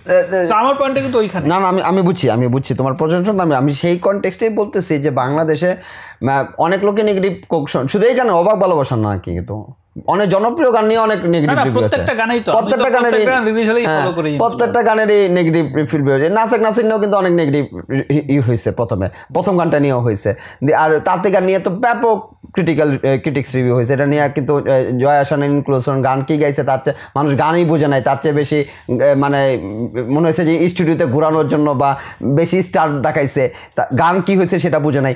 এইরকম অনেক রিভিউ কিন্তু আমরা দেখছি। সো রিভিউ ক্রিটিক হবেই, এটাকে একদম আটকাতে পারবো না, জিরো হতে পারবে না। তবে কোক স্টুডিও যারা এই কাজগুলো করে তাদের আরও বেশি সচেতন হওয়া উচিত এই জায়গাগুলো। এই যে নেগেটিভ রিভিউগুলো যে তোমার স্পেয়ার আসছে তা না, আমার স্পেয়ারও আসছে, এবং যারা এগুলো তৈরি করে তাদের স্পেয়ারও আসছে, তারা কিন্তু জিনিসগুলো শোনে। তাদের অবশ্যই উচিত হবে যে কোনো মানে রেসপন্স বা ক্রিটিক্যাল রিভিউটাকে আরেকটু মানে যাতে ক্রিটিক্সটাকে আরও কমায় নিয়ে আসা যায় পরবর্তী প্রজেক্টগুলোতে, পরবর্তী এপিসোডগুলোতে, এটা তারা করতে পারে। কিন্তু এখন আরেকটু বলি, সেটা হচ্ছে যে লোকটা যারা এগুলা করে, যে রিভিউ যে হবে, তারা কিন্তু ধরে আনে যে একটা সার্টেন ক্লাস তাদের এগেনস্টে লিখবে। অনেকে কিন্তু ইন্টারেস্ট ভিত্তিক অনেক লেখা হয় সোশ্যাল মিডিয়ার। আমি একটা জিনিস লিখতেছি বা আরেকজন একটা জিনিস লিখতেছে, প্রত্যেকের কিছু একটা ইন্টেনশন থেকে লেখে, হয়তো বা I am not getting paid out of it, I am getting mental satisfaction writing of this. কিন্তু some people are in social media, they are being paid. বাংলাদেশে কিন্তু এখন এটা আছে, হ্যাঁ জানি সেটা, আমার এই তো কতজন অফার, হ্যাঁ কেওএল আছে, হ্যাঁ কেওএল আছে, কে ওপিনিয়ন লিডার আছে, যাদেরকে মানে হয়তো বা বলা হয় যে আপনি আমার পক্ষে লিখেন বা আপনি আমার কথাগুলো একটু বলেন, আপনি ওইটার এগেনস্টে লিখেন, আপনি ওইটার এগেনস্টে লিখেন। সো শুনে এইটাও দেখার ব্যাপার আছে যে কে কতটুকু রিলিজিয়াসলি তার অনেস্ট ওপিনিয়ন যেটা বলে আর কি, অনেস্ট রিভিউটা দিচ্ছে এখানে। সো আমি বলতেছি না যে যারা কেওএল হয়ে দিতেছে তারাও খারাপ রিভিউ দিতেছে, কিন্তু সবারই মতকে আসলে প্রাধান্য দেওয়া উচিত আমার কাছে মনে হয়। তোমার সাথে আমি পুরোপুরি একমত যে ক্রিটিক্স যেগুলো আসছে সেই ক্রিটিক্সগুলোকে কিভাবে হ্যান্ডেল করে। না আমি হ্যান্ডেলের পয়েন্টেই নাই, আমার পয়েন্টটা হচ্ছে যে আরো কমাই দিচ্ছে কিনা, হ্যাঁ মানে এইটা কি তাদেরই করে কিনা, মানে ডিসিশন মেকারদের প্রভাবিত করে কিনা। অবশ্যই প্রভাবিত করে, যারা আপনি রিয়েল লাইফে নিশ্চয়ই এটার ইম্প্যাক্ট আছে, না তো এত ভিউ হইতো না। হ্যাঁ হ্যাঁ না, সো যে রিয়েল লাইফে যেহেতু ইম্প্যাক্ট আছে, কিন্তু আমরা তো আসলে কাউন্ট করি কোনটা, মানে সোশ্যাল মিডিয়াতে আমরা যা দেখি সেটাই তো আসলে আমাদের মাথায় থাকে। আমি স্ক্রল করতে করতে 15 জনের স্ট্যাটাস দেখলাম, 15 জনের মধ্যে 12 জনে বলতেছে যে এইটা সেটা সেটা, 3 জন বলতেছে হচ্ছে একটু ভালো পজিটিভ। হ্যাঁ আমার কিন্তু অবচেতন মনে হবে যে অধিকাংশ মানুষের যেহেতু বলতেছে কাজটা কিছুই হয় নাই, তাহলে মনে কাজটা হয়নি। সো যারা ডিসিশন মেকার তাদের এইটা দিয়ে কি তখন কি মনে হয় যে আসলে বাংলাদেশের মার্কেট আসলে কোক স্টুডিওর জন্য উপযুক্ত না, এরকম কিছু মনে হয় কিনা? ওই যে এবার একটু আগে ফিরে যাই, তুমি যেটা বলছো যে বাংলাদেশে কিছু সার্টেন ক্লাস আছে, সার্টেন রকমের, নামটা বলতেছি না। তো এখন বাংলাদেশের তো অনেক লোক আছে যারা মানে একটা সার্টেন আছে, যারা মনে করে যে তারা ফেসবুক ইন্টারনেট ইউজ করতেছে ফেসবুক দিয়ে, আসলে যে ফেসবুক ইউজ করতেছে ইন্টারনেট দিয়ে, মানে ওই ব্যাপারটা বুঝে না, তারা মনে করে ফেসবুকটা ইন্টারনেট। তো ওই সব সার্টেন ক্লাস আছে কিন্তু বাংলাদেশ এটা তো বিলংস করে। আবার তোমার কাছে যে রিভিউটা আসছে তারা কিন্তু ভালো রিভিউ আসছে, তারা তো কন্টেন্ট ক্রিয়েটর না, আপনি যে কথা বলতেছেন তারা মূলত কমেন্ট লেখে, তারা কিন্তু কন্টেন্ট ক্রিয়েট করে, কিন্তু তোমার এখানে যে লিখতেছে নেগেটিভ রিভিউ লিখতেছে তারা কিন্তু অবশ্যই একটা সার্টেন ক্লাস, তারা কিন্তু জিনিসটা দেখে ক্রিটিক্যালি রিভিউ করতেছে, ক্রিটিক্যালি জাজমেন্ট দিচ্ছে। তো ক্রিটিক্যালি জাজমেন্ট কিন্তু সব কাজের ক্ষেত্রে থাকবে। ক্রিটিক্যালি জাজমেন্ট শুধু আমার এই কোক স্টুডিওর জন্য থাকবে তা না, সব কাজের জন্য আছে। যে কোনো তুমি বাংলাদেশে একটা টিবিসি বানাইছে, বাংলাদেশের ব্যাংক প্র্যাকটিশনার্স নামে একটা গ্রুপ আছে, যেখানে বাংলাদেশে যে কোনো টিবিসি বেরোলে, যে কোনো মানে কমিউনিকেশন বেরোলে এটা নিয়ে কিন্তু প্রচুর কথা হয়, আমি দেখছি পজিটিভ নেগেটিভ অনেক একদম ধুয়ে ফেলায় এখানে। মনে করো যা মনে আছে বাসা থেকে জামা কাপড় নিয়ে এসে মনে হয় কাপড় কাচা জামার মতো ধোয়া শুরু করে, এটার সাথে তার কোনো সম্পর্ক নাই, তাও ধুইতেছে। কারণ কি মানুষ মানে পিপল এক্সপেকটেশনস আছে তার কাছে, পিপল এক্সপেক্ট করে। আজকে কেন কোক স্টুডিও এই অবাক ভালোবাসা গান নিয়ে তোমার কাছে এত রিভিউ আসে, দুইটা কারণে আসে। কেউ কেউ অবাক ভালোবাসা গানকে পার্সোনালি ওন করে, তার কাছে জিনিসটা খারাপ লাগে, মানে আমার এই গানটা পছন্দ নেই, এইভাবে নিতে পারলো না গানটা, সে ব্যক্তিগত লেভেল থেকে এটা করলো। কেউ কেউ ধরো কোক স্টুডিওকে ডিজাউন করে না, কোক স্টুডিও আমি বিশ্বাসই করি না কোক স্টুডিও কোনো গানকে রিডিফাইন করতে পারে। কোক স্টুডিও কেউ কোক স্টুডিও কেন পাকনামি করতেছে এই গানগুলো নিয়ে, এটাই সহ্য করতে পারে না, সেইটার এগেইনস্টে তারপর লেখা শুরু করে। কেউ ধরো কোক স্টুডিও কেন বাংলাদেশে আসলো কেন, তারা বাংলাদেশ, তার দরকার ছিল না তো বাংলাদেশ আসা, তারা ইন্ডিয়া বাংলাদেশ এগুলো না করতো, এগুলো কে বলছে এগুলো কাজ করতে। তো এইরকম প্রি এজিটেটেড কনসেপ্টে যে ক্রিটিক্স রিভিউ থাকলে তুমি কিন্তু আসলে খুব ভালো কিছু পাবো না। আবার কেউ এবার প্রথম থেকে আসি, কেউ চায় যে বাংলাদেশে কোক স্টুডিও আসুক, আইসা গানকে রিটাচ করুক। কেউ যায় বাংলাদেশে কোক স্টুডিও এসে বাংলাদেশের আরও নতুন প্রতিভাকে খুঁজে নিয়ে আসুক, এই যে অনিমেষের মতো নতুন বগার মতো প্রতিভা আনুক, যাদের কন্ট্রিবিউট করতে পারে ইন্ডাস্ট্রিতে। কেউ মনে করে কোক স্টুডিওর মাধ্যমে রুচিশীল কাজ আসুক, কেউ কেউ মনে করে কোক স্টুডিওর মাঝখানে একটা মিউজিকের মেলবন্ধন তৈরি হোক, তাহলে কিন্তু সাইডে সাইডে লোক আছে। 100% লোক যে এটা রেগেস্টে তা কিন্তু না, 10% লোক আছে যারা ইন্ডাস্ট্রিকে এবং ইন্ডাস্ট্রিকে বাঁচায় রাখার জন্য। তুমি বলো বাংলাদেশ এন্টারটেনমেন্ট ইন্ডাস্ট্রিতে যেমন আমরা বলতেছিলাম আর আগের আলাদা যে ফ্যাট হচ্ছে, মানে বিনিয়োগ হচ্ছে, তো বিনিয়োগটা সঠিকভাবে হচ্ছে কিনা, সঠিক জায়গায় হচ্ছে কিনা, যারা কালচারের সাথে জড়িত। I belongs to a family which is a cultural family, passionately not professionally. Passionate আর প্রফেশনের মধ্যে অনেক বড় পার্থক্য আছে। যারা এটাকে প্রফেশন হিসাবে নেয় না, আমার বইয়ের কথা বললে তুমি, আমার বই আমার ফ্যামিলিতে 40তম বই, মানে আমার বাবা মা বড় বোন 3 জন মিলে 39টা বই লিখছে, আমার বইটা হচ্ছে 40তম। তা আমরা একটা 40তম বই, আমার বাবা লেখালেখি করে, আমার মা লেখালেখি করে, তারা প্যাশনেটলি লেখে, প্রফেশনালি লেখে না। এখন এই কালচারাল ফ্যামিলির লোকরা এই যে উনি যে প্যাশনেটলি এতগুলা বই পাবলিশ করলো নিজের টাকায়, নিজের খায়া, তারপর মানুষ আবার বই দেয়, তো ওইটাতে তো তার কোনো রিটার্ন নেই। এই যে প্যাশনেটলি লোকটা বলে, যদি আমার বাবা তার লেখার জন্য কোনো টাকা থেকে বিন্দুমাত্র টাকা পাইতো, তাহলে কিন্তু সে হয়তো আরও ভালো কিছু ক্রিয়েটিভ দিতে পারতো, মানে তখন আরও একটু হয়তো করতো, আমি জানি না, উল্টাও হইতে পারতো। কিন্তু সে কিন্তু কখনো টাকার জন্য করে নাই। তার জীবনে সবচেয়ে বড় টাকা কী পাইলো, এই যে গত কয়েকদিন আগে জেলা শিল্পকলা একাডেমি থেকে সাহিত্যে তাকে একটা পুরস্কার দিল, 20,000 টাকা নগদ অর্থ দিয়েছে। কিন্তু নগদ অর্থ এটা কিছু না, মেন জিনিস হচ্ছে জেলা একজন স্বীকৃত রিকগনিশন দেওয়া হলো তাকে। এটা একটা মূলধনের টাকা, অনেক বড় একটা, জেলা 5 জনের শিল্পের মধ্যে একজন, নারায়ণগঞ্জ জেলার ডিসি তাকে পুরস্কারটা দিল। তো এটা কিন্তু একটা রিকগনিশন। তো আমি যেটা বলতেছি, এটা তো একটা আমার আব্বু পাইছে, সে লাকি। কিন্তু আসলে কি যারা সংস্কৃতির সাথে জড়িত আছে তারা সবাই কোনো পুরস্কার পায়, বা তারা কি এটার জন্য কোনো রিটার্ন পায় না? আজকে এডবিসিতে জুনিয়র আর্টিস্ট আছে, আজকে যারা একটা বাঁশি বাজায়, গানের মধ্যে যে একটা লোক বাঁশি বাজায় চলে গেলো, how much he paid do you know, do you have an idea? একটা কনসার্ট, একটা ছোট্ট একটা বার্থডে পার্টিতে 2,000 টাকা, একটা কনসার্ট হলো বার্থডে পার্টি, কথার কথা, তুমি একটা গান আসলো, সে 5টা লোক গান গায়ে চলে গেলো, তুমি তারা এই পুরো ব্যান্ড গ্রুপটা 20-25,000 টাকা, একটা লোক গিটার বাজাইলো, 20টা গান, 30টা গান, পুরা বেস লিড বাজায় গেলো, বা বেস বাজায় গেলো, বা ড্রামস বাজায় গেলো, কত টাকা পেমেন্ট করছো তুমি জানে? তারা কয়টা শো করে মাসে, তারা কিভাবে সার্ভাইভ করবে, এগুলো কিন্তু দেখার ব্যাপার আছে। তো এই ধরনের বিনিয়োগগুলো যখন ইন্ডাস্ট্রিতে হয়, এটা কিন্তু কনকারেন্টলি মানে ওই লেভেল পর্যন্ত কন্ট্রিবিউট হয়। আচ্ছা, এক্ষেত্রে যে পয়েন্টটা হচ্ছে মানে অন্য পয়েন্টগুলোর চাইতে একটু আলাদা, সেটা হচ্ছে কোকের এই ইনক্লুশনটাকে একটা গ্রুপ তারা বলতেছে এটা হচ্ছে cultural aggression, cultural imperialism. So আপনি কি এটাকে কালচারাল সাম্রাজ্যবাদ বলতে চান? এই কোকের এটাকে না বলতে চাইলে আসলে ঠিক কী কারণে বলবেন না? কালচারাল সাম্রাজ্যবাদ শব্দের অর্থ, আমরা কত নাকি সিন্ডিকেশন নিয়ে কথা বলছিলাম, আমরা কিন্তু একটা অনেকক্ষণ আলোচনা করছি সিন্ডিকেট নিয়ে। তো কালচারাল সাম্রাজ্যবাদ বলতে আমি কথাটা পুরোপুরি একমত হইতে পারবো না যে এটা তারা একটা সাম্রাজ্য তৈরি করছে, এরকম কোনো কিছু না।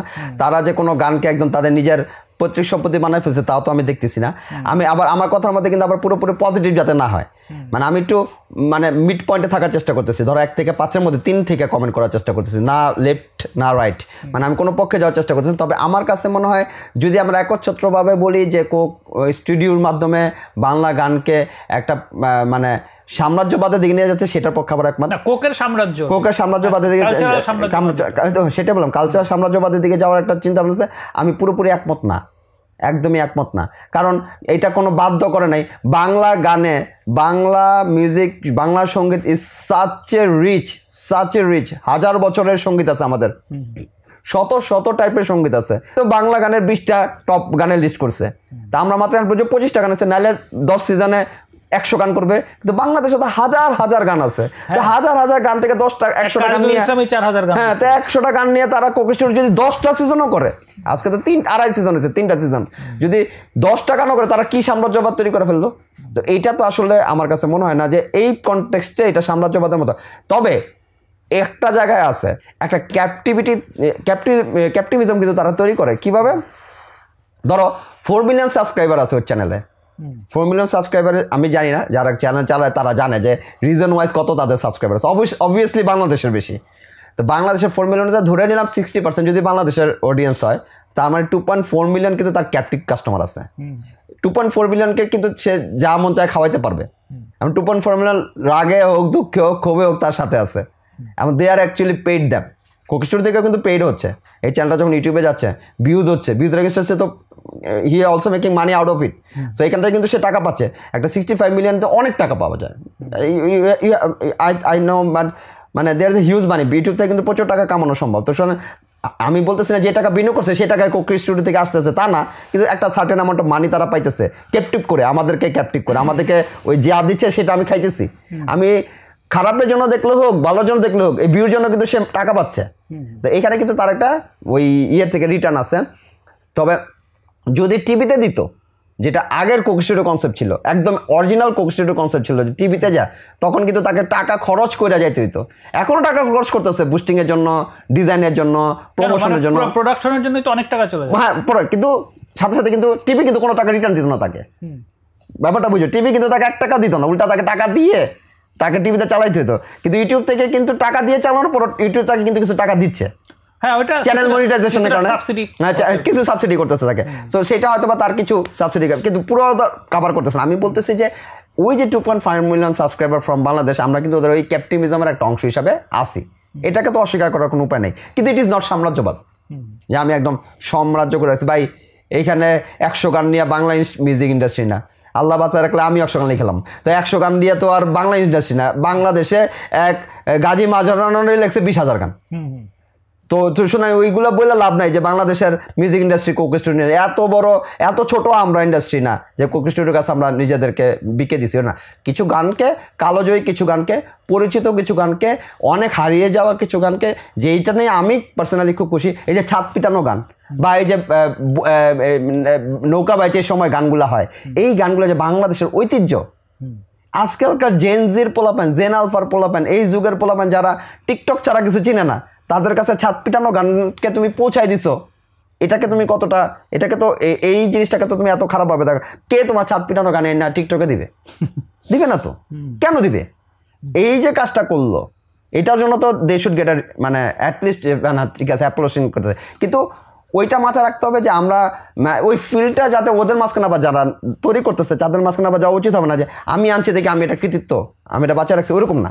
হ্যাঁ, ইউ গেট অ্যান অ্যাপোলজি, তোমাকে আমরা হাততালি দিব যে তুমি এই হারিয়ে যাওয়া জিনিস সংস্কৃতিটাকে নিয়ে আসো, কিন্তু তুমি এই সংস্কৃতির মালিক না। কিন্তু আবার সাংস্কৃতিক মালিক আমরা বাংলা গানই, আমার চিরাচরিত যে সংস্কৃতি সেটি আমার এটা মালিক। তো সুতরাং এই কনফ্লিক্ট অফ জিনিসটা যাতে তৈরি না হয়, দ্যাটস ইট, আর কিছু না। এবার যদি ইয়ের জায়গায় আসি, প্রডিউসারের জায়গায় আসি, অর্ণব কি কোক স্টুডিওর জন্য আসলে রাইট চয়েস? আপনার কি মনে হয়? মানে অর্ণবের যে মিউজিক টেস্ট বা অর্ণব যেভাবে কাজ করে সেটার সাথে কি এই ইগুলো, মানে যেটাকে আপনি রিটাচ বলতেছেন, এই রিটাচ ফিলিং এ কি আসলে অর্ণব যথেষ্ট ক্যারিসমেটিক? যদি আপনি যেটার কথা বলতেছিলেন যে প্রীতম যে দুটা গান করছে, দেওরা এবং হচ্ছে মালোমা, এই দুটো হচ্ছে one of the highest views এর জায়গা থেকে। ইমন চৌধুরীর কথা কইও না, এটা ওয়ান অফ দ্য মানে পপুলার সং আছে। হ্যাঁ, সো সেক্ষেত্রে ইয়েতে কোক স্টুডিওর জন্য কি আসলে অর্ণব কি রাইট পারসন কিনা? না, এখন এর গানে যে কি বলে মালোমা বা ইয়েতে যে অর্ণব কন্ট্রিবিউট করে না তা কিন্তু না, হয়তো মিউজিক্যালি কন্ট্রিবিউট করে, কিন্তু প্রডিউসার কিন্তু হিসাবে তার নামই আছে, প্রত্যেকটা গানে মিউজিক প্রডিউসার হিসাবে কিন্তু তার নাম আছে, যতগুলো গান এখন পর্যন্ত গেছে। So the thing is that এখন ওইটা নিয়ে ডিবেট হইতে পারে, দিন রাত পার হয়ে যাবে যে আমি অর্ণবকে নিয়েছি, অর্ণব ঠিক কিনা। যে কোনো অর্ণবের জায়গায় যদি আমি XYZকে নিতাম সেটা নিয়েও কথা হইতো যে সে কেটা যোগ্য কিনা, but you have to take 1%, right? তুমি তো 8 জনের দায়িত্ব দিতে পারো না, একজন লোককে দায়িত্বটা নিতে হবে। তো they have to choose 1% which has an actually a diversified মানে অডিয়েন্সেস আছে এবং তার একটা সার্টেন ক্লাস আছে এবং সে একটা এডুকেটেড, তুমি বলো দেন। আমি বলি একটা কথার মধ্যে যে একটু ক্রিকেট নিয়ে কথা বলে তোমার সাথে, যেমন আমি অনেক সময় আশরাফুল্লাহ সাকিবের ব্যাপারটা নিয়ে অনেক সময় কথা হয় যে বাংলাদেশের কিন্তু মানে ক্রিকেটে 2টাই সুপারস্টার আমার কাছে, আশরাফুল্লাহ সাকিব। এছাড়া আমার কাছে বাংলাদেশ ক্রিকেটে কোনো সুপারস্টার নাই, আর হবে বলে আমি জানি না। তো but what is the difference? আমার কাছে কি ডিফারেন্স জানো? আমার মেইন ডিফারেন্স হচ্ছে দ্য এডুকেশন।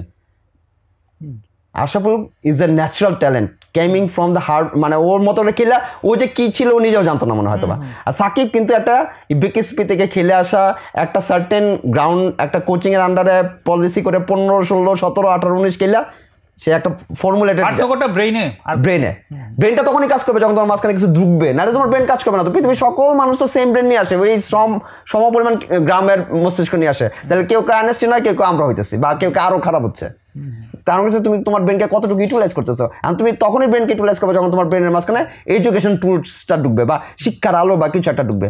তো যেই কথাটা বলতেছিলাম যে অর্ণব কিন্তু একটা educated music composer, he came from Shantiniketan, তার একটা বেসিক আছে, is a very basic things. তার একটা সার্টেন ক্রাউড আছে, তাকে ফলো করার মতো একটা ক্রাউড আছে, এবং তাকে যে ক্রাউডটা ফলো করে তারা কিন্তু একটা সার্টেন ক্লাস। সো ওই ক্লাসটাকে আসলে ধরার কিন্তু একটা টার্গেট ছিল।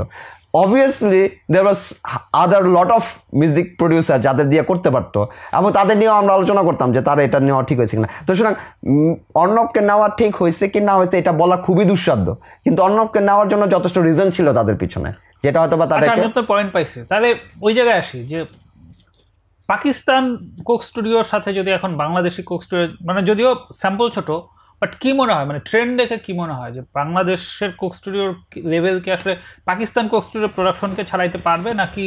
অনেক অনেক অনেক অনেক অনেক অনেক পথ পিছিয়ে আছে ইন টার্মস অফ ওই যেটা বলছি, ইউটিউব তাকে বলছে it is not a channel, it's a movement. তো বাংলাদেশে এটা এখনো মুভমেন্টের পর্যায়ে যায় নাই।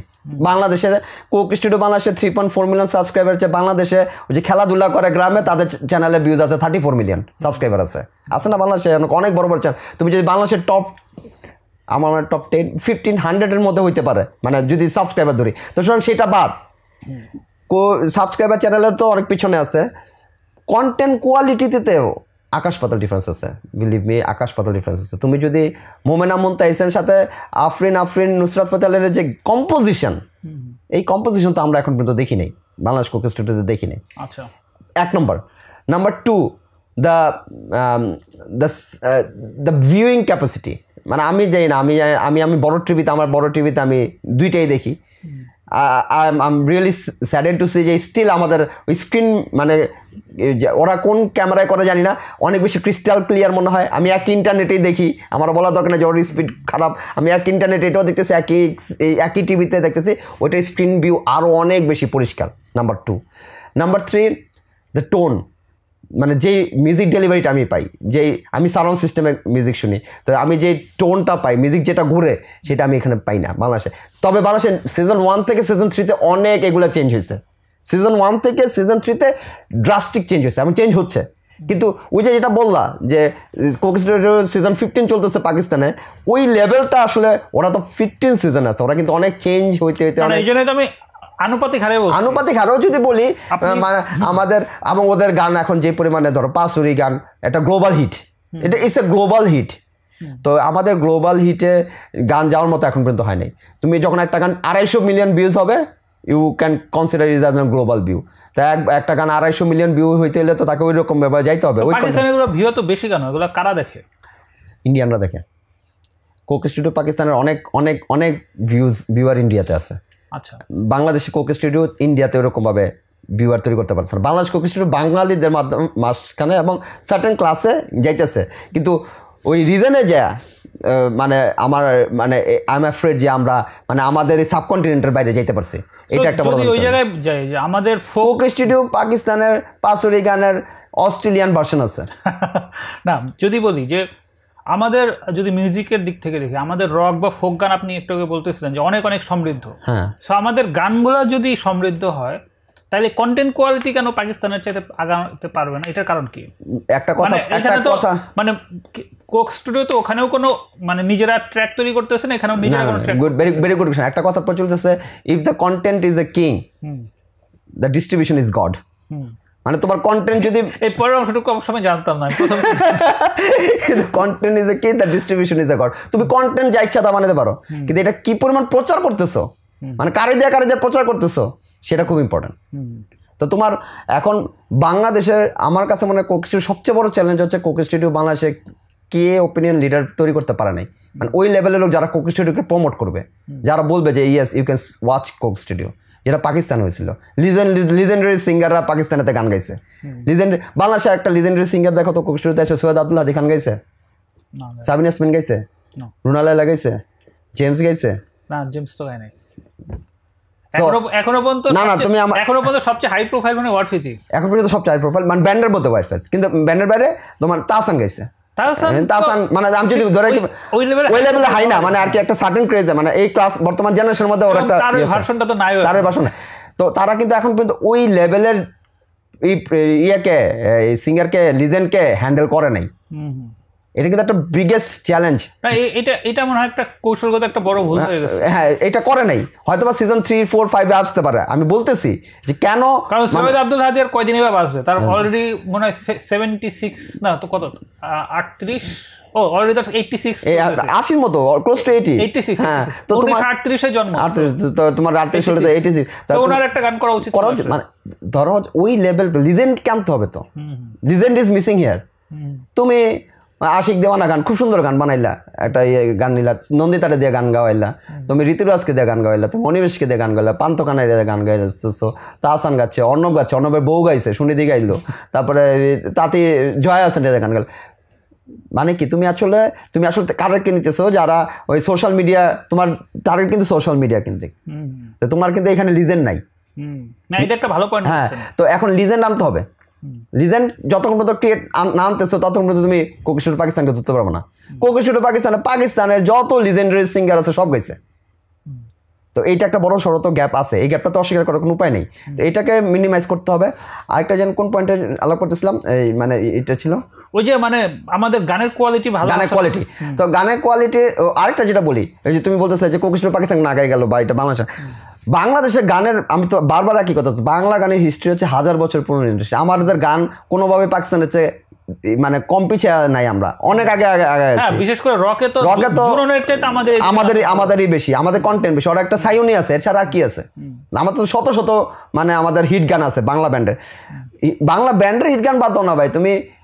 তুমি যদি আমাদের আধুনিক গানের যে একটা ভান্ডার আছে, যেখানে আমরা মানে এটা নিয়ে কথা বলতে অনেক সময় নাকশিট খাই, যেমন মনে করো নাকশিট খাই না, তুমি এগুলো শুনছো হয়তো, মনির খান, এস ডি রুবেল, আসিফ আকবর, ও প্রিয়া তুমি কোথায়, এই একটা গান দেখাক না, ও প্রিয়া তুমি কোথায়, মমতাজের বান্ডা তো গেলামই না ওখানে, মরার কোকিলে সেটা এখন লাগে ওরা যারা বানায় দিচ্ছে, সেখানে তো গেলামই না আমরা।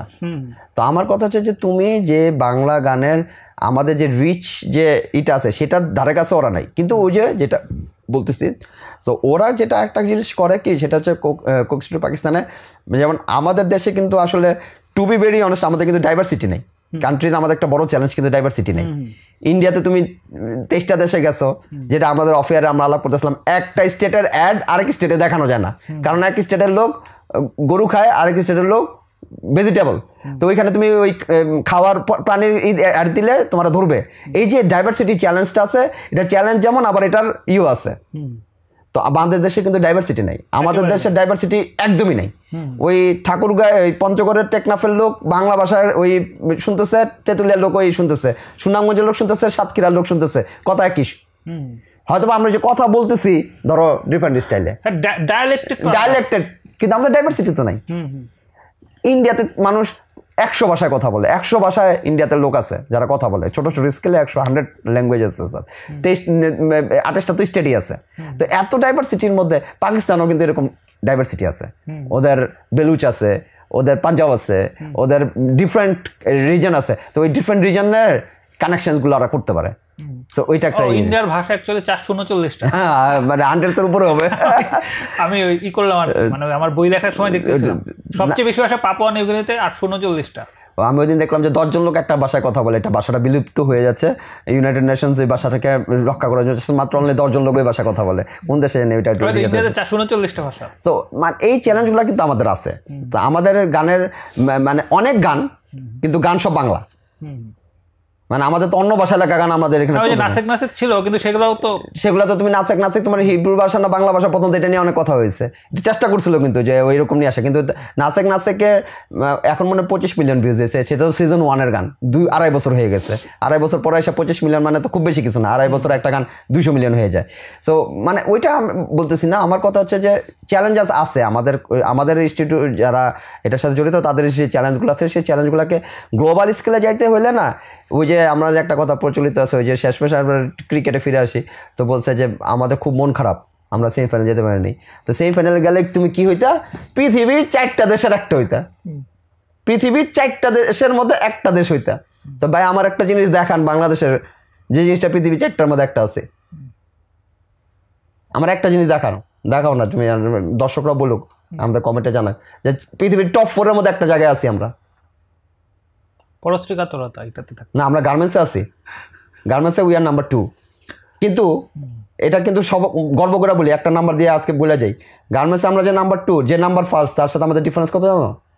হিউজ। এখন ফিলিপাইন না ভিয়েতনাম চায়না। চায়না সো চায়নার সাথে আমাদের হিউজ ডিফারেন্স। আচ্ছা, সেটা তো হওয়ারই কথা। হ্যাঁ, তো মানে ওই 1 2 3 যেমন তোমার ক্লাসে যে ফার্স্ট সে পাইছে 579 আর তুমি পাইছো 410, তো ওই ডিফারেন্সে ফার্স্ট সেকেন্ড বলা যায় না এটাকে। আমরা আছি পয়েন্টে, আমরা নাম্বার সেকেন্ড, আমার সাথে যে আবার সেকেন্ডে আছে ইন্ডিয়া, ভিয়েতনাম বা আর যারা আছে আমাদের সাথে গার্মেন্টসে, তারা কিন্তু আমাদের সাথে 0.1 ডিফারেন্সে, ব্যাক ডিফারেন্স না, এইটাকে যদি ক্রিটিক্যালি দেখা যায় তো যত টাকা আমরা আসি তার চেয়ে বেশি তো আমাদের পাঠাই দিই চলে যায়। না, ওই আলোচনার প্রেক্ষিতে বললাম যে আমরা তাহলে কোন ইন্ডাস্ট্রিতে আমরা 1 নম্বর 2 নম্বর আছি, নাই তো চিপ লেবার। আমরা তো ধরো ক্রিকেট নিয়ে ক্রিকেটার এক প্রস্ত গালাগালিও করে ফেলাইছি আমরা তুমি পড়ছি কত আগে। তা আসলে এটা আমাদের একটা চ্যালেঞ্জ, মানে জাতিগতভাবে এই চ্যালেঞ্জের মুখে আমরা আছি যে আমরা আসলে গ্লোবাল স্কেলে ফাইট করার মতো we don't have an university in 1000 ranking.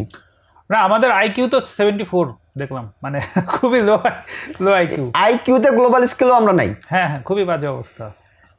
আমি একটা সব জিনিস আজকে আলোচনা আমি একটা আলোচনা করবো না। একটা খেলার নাম আছে দাবা, যেটাতে 2 জন মিলে খেলে এবং একটা বোর্ডে খেলতে কোনো সরঞ্জাম লাগে না, কোনো প্যাড লাগে না, কোনো মাথা বুদ্ধি লাগে শুধু। হ্যাঁ, উপমহাদেশের প্রথম জিএম আমাদের নিয়াজ মোর্শেদ 83-তে হইলো, তখন ইন্ডিয়াতেও জিএম নেই, বাংলাদেশ উপমহাদেশের একটা মাত্র জিএম। তো তারপরে আমাদের জিএম এর সংখ্যা 5, ইন্ডিয়াতে 85 এই গত 30 বছরে। তো আসলে হয়েছে কি, মানে আমাদের পৃষ্ঠপোষকতার অভাব আছে, সদিচ্ছার অভাব আছে, আরেকটা হচ্ছে গ্লোবাল স্কেলে মানে নিজেকে কম্পেয়ার করার। দ্যাটস ওয়াই এবার তুমি যেহেতু আমরা বইয়ের কথা বললাম, আমার বইয়ের একটা চ্যাপ্টারের নাম হচ্ছে সাকিব আল হাসান। আমি একটা চ্যাপ্টারে লিখছি। এই যে এই প্রসঙ্গ তুলে তো লোকজন আবার বলবেন আপনি আপনার বইয়ের প্রমোশন করতেছেন। না বলবো না, আমি ওই কথাটা কেন বললাম, আমি বইয়ের নামে বলতে কেন ওই কথাটা বলছি, এটা নিয়ে আমাকে অনেক লোক বলছে আপনি এরা কেন আপনার বই আনলেন, এটা নিয়ে বলছে। আমি বলছি যে না, that is the only man who has actually given you the thought that you can consider yourself in a global scale. That's the only man. Globally, Shakib Al Hasan ওর হাজারো স্ক্যান্ডাল আছে, অনেক খারাপ, বদরাগী, ইভেন ফাইনালের দিনে যেভাবে 5 জায়গায় বসে রয়েছে এটা কেউ পছন্দ করে নাই। কিন্তু এই একটা লোক যে 15 বছর টপলা ছিল গ্লোবালি। ভাই তো ভাই আমরা কেউ কিছু করি নাই তো, তুমি যে আমরা যে এত কথা বলতেছি, আমরা তো কেউ কোনোদিন গ্লোবালি 15 বছর ধরে এক জায়গায় টপ ছিলাম না, কিচ্ছুতে না। দুর্নীতিতে ছিলাম 6 বছর টপ। তো এইটা তো হইতে পারে না। সো আমাদের ওই কোক স্টুডিও গল্প করতে হতে যে আমাদের কোক স্টুডিও চ্যানেল বা মিউজিক এগুলোতে গ্লোবাল স্কেলে ফাইট করার মতো, ওই যে গ্লোবাল স্কেলে জিনিসগুলো করার মতো আমাদের আরও অনেক মানে নিজেদেরকে পরিশীলিত করতে হবে, নিজেদেরকে ডেভেলপ করতে হবে, তাহলে হয়তো আমরা গ্লোবাল স্কেলে ফাইট করতে পারবো। আচ্ছা, যদি ওই প্রসঙ্গটা আসি যে আপনি বলতেছিলেন যে ডিস্ট্রিবিউশনের ওইখানে আমাদের যারা পারফর্মাররা কি এই পারফর্মার দিয়ে কি ওই ধরনের কন্টেন্ট ক্রিয়েট করা সম্ভব? মানে কন্টেন্টের কোয়ালিটিও কি এখানে একটা ইস্যু? অবশ্যই কন্টেন্ট কোয়ালিটি। পাকিস্তান যখন সাউন্ড তৈরি করে সেই সাউন্ডটা যেরকম লাগে আমাদের এখানের সাউন্ড কি রকম? তোমার আমি লেটেস্ট পাকিস্তানের একটা গান বলি, কানাইয়ারি, এটা দেখবা আজকে। কানাইয়ারি গানটা 1 শটে শ্যুট করা, অলমোস্ট 1 শটে, পুরাটা না, অলমোস্ট 1 শটে শ্যুট করা। যে কোনো গান খুবই কঠিন। তুফানে কিছু শট ছিল 1 শটে। তো 1 শটে একটা গান তুমি শ্যুট করছো, তুমি স্টুডিও কম্পোজিশন দেখো। এটা একদম লেটেস্ট এপিসোডটার কথা বললাম, কানাইয়ার একটা লেটেস্ট একটা গান, কীভাবে ওরা কন্টেন্টটা করছে, তাহলে তুমি বুঝতে পারবা যে আমাদের এখানে হচ্ছে। আমাদের এখানে ওই মালোমার এটা ভিডিওগ্রাফিটা খুবই ভালো একটা ভিডিওগ্রাফি আছে, খুবই উন্নত মানের একটা ভিডিওগ্রাফি, স্টোরি আছে বা আছে, এইসব কন্টেন্ট ভালো মানের কন্টেন্ট আসলে আস্তে আস্তে হবে আমার ধারণা। হ্যাঁ, মালোমা তো দেখা যাচ্ছে যে গানের চাইতে গান কে লিখছে, রশিদউদ্দিন সরকার না খালেক দেওয়ান, এটা নিয়ে মারামারি, সেই মারামারি করেই শেষ হয়ে গেল। আচ্ছা, সো যদি ইয়েতে আসি যে আপনি পাকিস্তান কোক স্টুডিওর যেরকম হিউজ প্রশংসা করতেছেন, আমি হিউজ প্রশংসা করতেছি ইন এ সেন্স হচ্ছে যে তারা যেটা শেষ করতে দেন, যেহেতু ইউটিউব এবং আমাদের বাঙালি জাতীয়তাবাদ এখানে একটা বড় ইস্যু। সো এই যে আপনারা যদি এখন লোকজন পাকিস্তানের পৃষ্ঠপোষক, পাকিস্তানের চর হিসেবে আখ্যায়িত করে, আপনি আপনার এই সোশ্যাল ইমেজ নিয়ে কীভাবে চলাচল করুন? না, এটা আমরা যখন কোক স্টুডিও নিয়ে আলোচনা করতেছিলাম, কোক স্টুডিও নিয়ে আলোচনা করলে Coke studio Pakistan will be there. That's why we are discussing this things, because এটা তো কোক স্টুডিওটা তৈরি করছে ওদের কনসেপ্টের থেকে, এবং এটাই আলটিমেটলি সারা পৃথিবীতে ছড়াইছে। সো যখন কোনো একটা জিনিসের রুট নিয়ে কথা বলতে হবে, তখন এইগুলা হ্যাঁ, অটোমেটিক্যালি কিন্তু আপনার তো বলা উচিত ছিল যে বাংলাদেশ অবশ্যই পাকিস্তানের কোক স্টুডিওকে বিট করবে, সেটা তো আপনি বললেন না।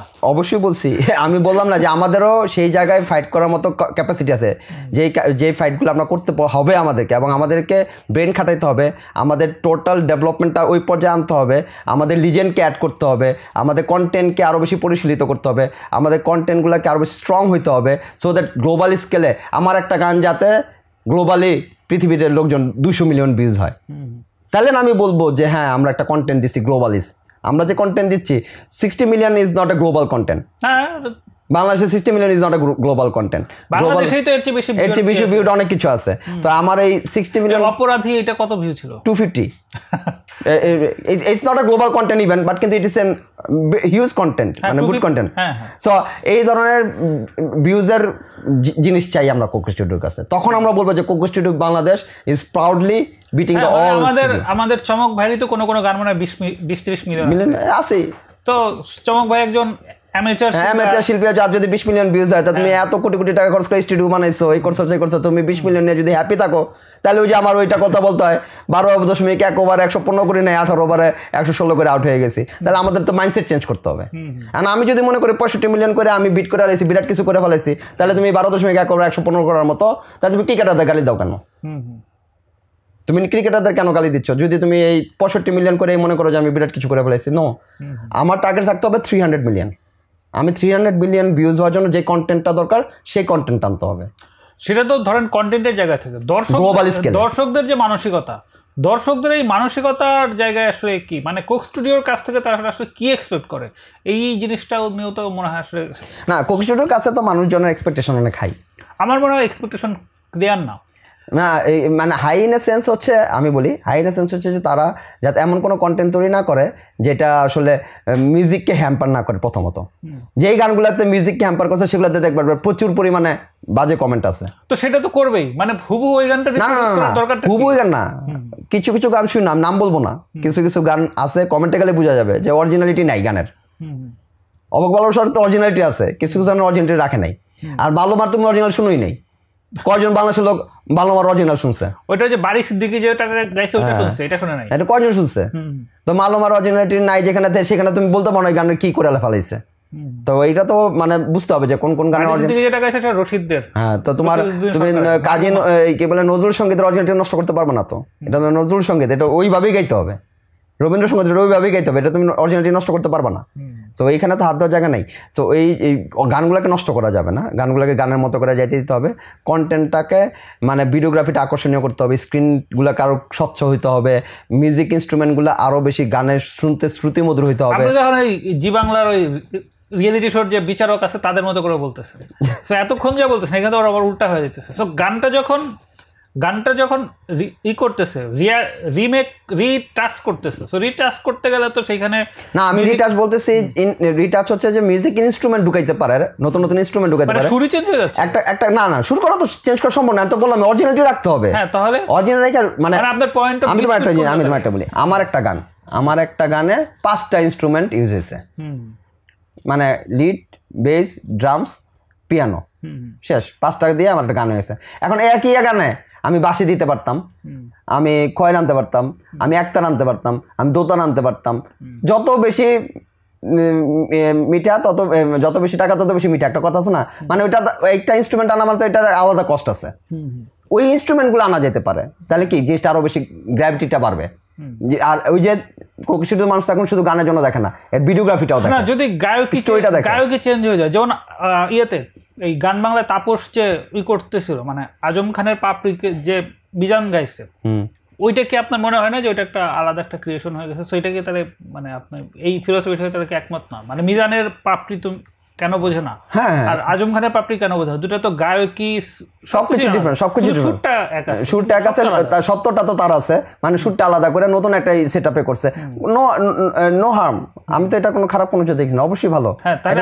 পয়েন্ট অফ ডিসপিউটটা কি? পয়েন্ট অফ ডিসপিউটটা হচ্ছে যে এখানে এমন কোনো কিছু করা যাবে না, যেমন পাপড়ি কেন বোঝো না, এটাকে যাতে পাপড়ি কেন বোঝো না এটা যাতে না হয়, ওই ওই অরিজিনালিটিটা কিন্তু সে নষ্ট করে নাই, ফুল সেট আপটা চেঞ্জ করে ফেলাইছে। বিদেশি ইয়ারা বেহালা বাজাচ্ছে, রাশিয়ান ইয়ারা, তো এইগুলো তো আনছে, বড় পিয়ানো বাজাচ্ছে। এটা নিয়ে এত পাপড়ির যে অরিজিনাল গানটা ছিল আজম খান, এত ইনস্ট্রুমেন্ট না গায় নাই সে। এই যে ইনস্ট্রুমেন্ট ইনক্লুশন এবং পুরো এনভায়রনমেন্টাল একটা ইম্প্যাক্ট, এইটা না দরকার। এটা আনার কারণে তো গানটা মানে মিজান ভাই গাইছে দেখো তো গানটা, ওর তো মানে ভালো লাগছে, তো খারাপ তো লাগে না, এটা ভালো ভিউ, তো এটা তো অনেক লোক পছন্দ করছে। সো তাহলে কোক স্টুডিও কি ওই ধরনের কিছু করতেছে?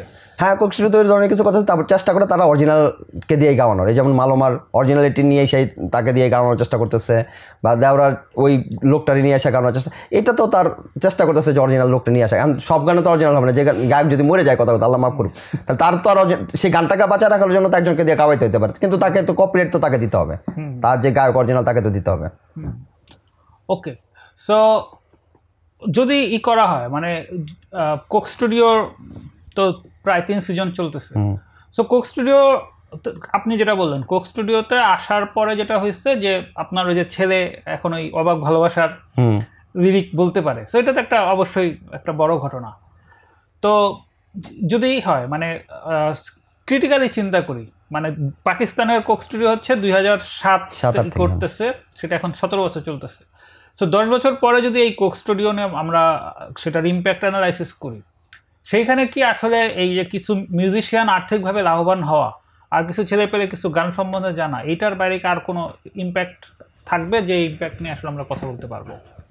Very good question, that's the right question. এই আমরা 2 ঘন্টা আলোচনার মধ্যে এটা মানে সবচেয়ে বড় একটা কোশ্চেন আছে, sustainability. That is called the sustainability, and that's full depends on the ROI of this project.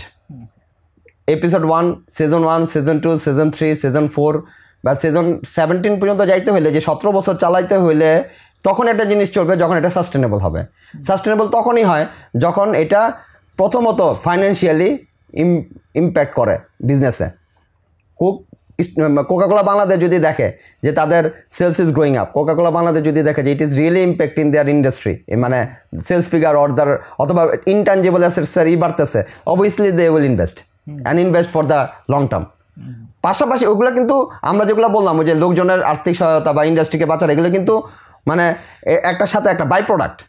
Main view কিন্তু এটা, কারণ গল্পের শুরুতেই, আলোচনার শুরুতে আমরা বলছি ইটস এ কমার্শিয়াল প্রজেক্ট। হ্যাঁ, এটা যখন কমার্শিয়ালি রিটার্ন দেওয়া শুরু করবে, as long as it will return to the commercial, it will go on. Number 1 সাস্টেনেবিলিটির সবচেয়ে বড় চ্যালেঞ্জ কিন্তু বলে ইএসজি, বলে ESG, economic, social and government, মানে global environment, social and government. এই মানে তোমার সব প্রত্যেকটা জায়গাতে ইম্প্যাক্ট, সোশ্যাল ইম্প্যাক্ট তো আছেই, যে সোশ্যাল ইম্প্যাক্টের মধ্যে আমরা আলোচনা করতেছি যে এটা সোশ্যাল ইম্প্যাক্ট করে ফেলছে অলরেডি। এখন ইকোনমিক্যালটা দেখবে ওরা, এটা তো আমরা জানবো না, যারা বটম লাইন, যারা বটম দেখতেছে, ফিগার দেখতেছে, তারা জানবে। আমরা ধরে নিব যদি 17 বছর যায়, তার মানে এটাকে অবশ্যই ইকোনমিক্যালিও কন্ট্রিবিউট করতেছে। সো এটা আমাদের কাছে উত্তর নাই, এই উত্তরটা ম্যানেজমেন্টের কাছে আছে, যারা এটার সাথে জড়িত। আর সোশ্যাল ইম্প্যাক্ট নিয়ে আলোচনা করতেছি, সোশ্যাল ইম্প্যাক্ট অনুযায়ী এটা চলতে পারে, এটা নতুন গান আসতে পারে, নতুন ধরনের হইতে পারে, আমরা নতুন কন্টেন্ট পাইতে পারি, এটা নিয়ে কোনো নাই।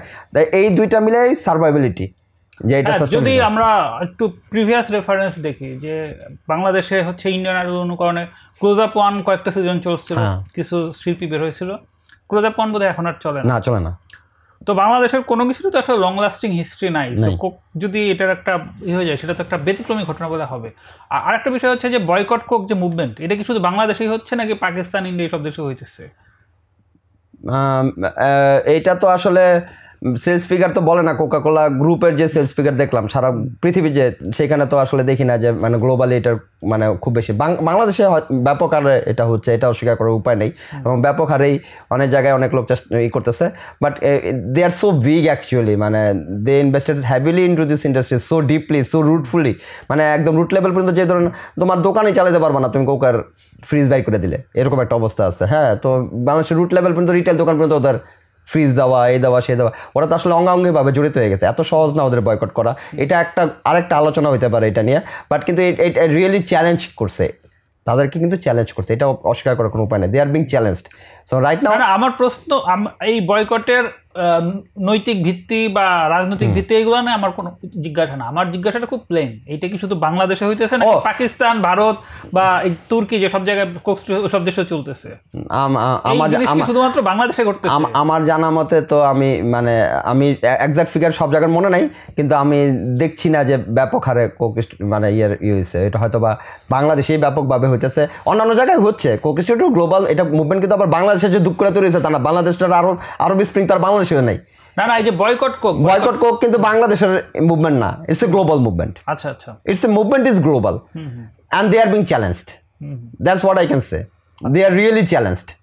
So এইটার অস্বীকার করার উপায় নেই এটা। এবং একটা ছোট্ট একটা উপর দেখলে বোঝা যায় তারা চ্যালেঞ্জ হচ্ছে, তারা জান্নাতে গান দেয়নি না, ওই জন্যই এই প্রশ্নটা এই জন্যই মাথায় ঘুরতেছে, জান্নাতে গান দেওয়ার কথা থাকলেও তো দেয় দিল না, তার মানে they are challenged, so that's why they are okay.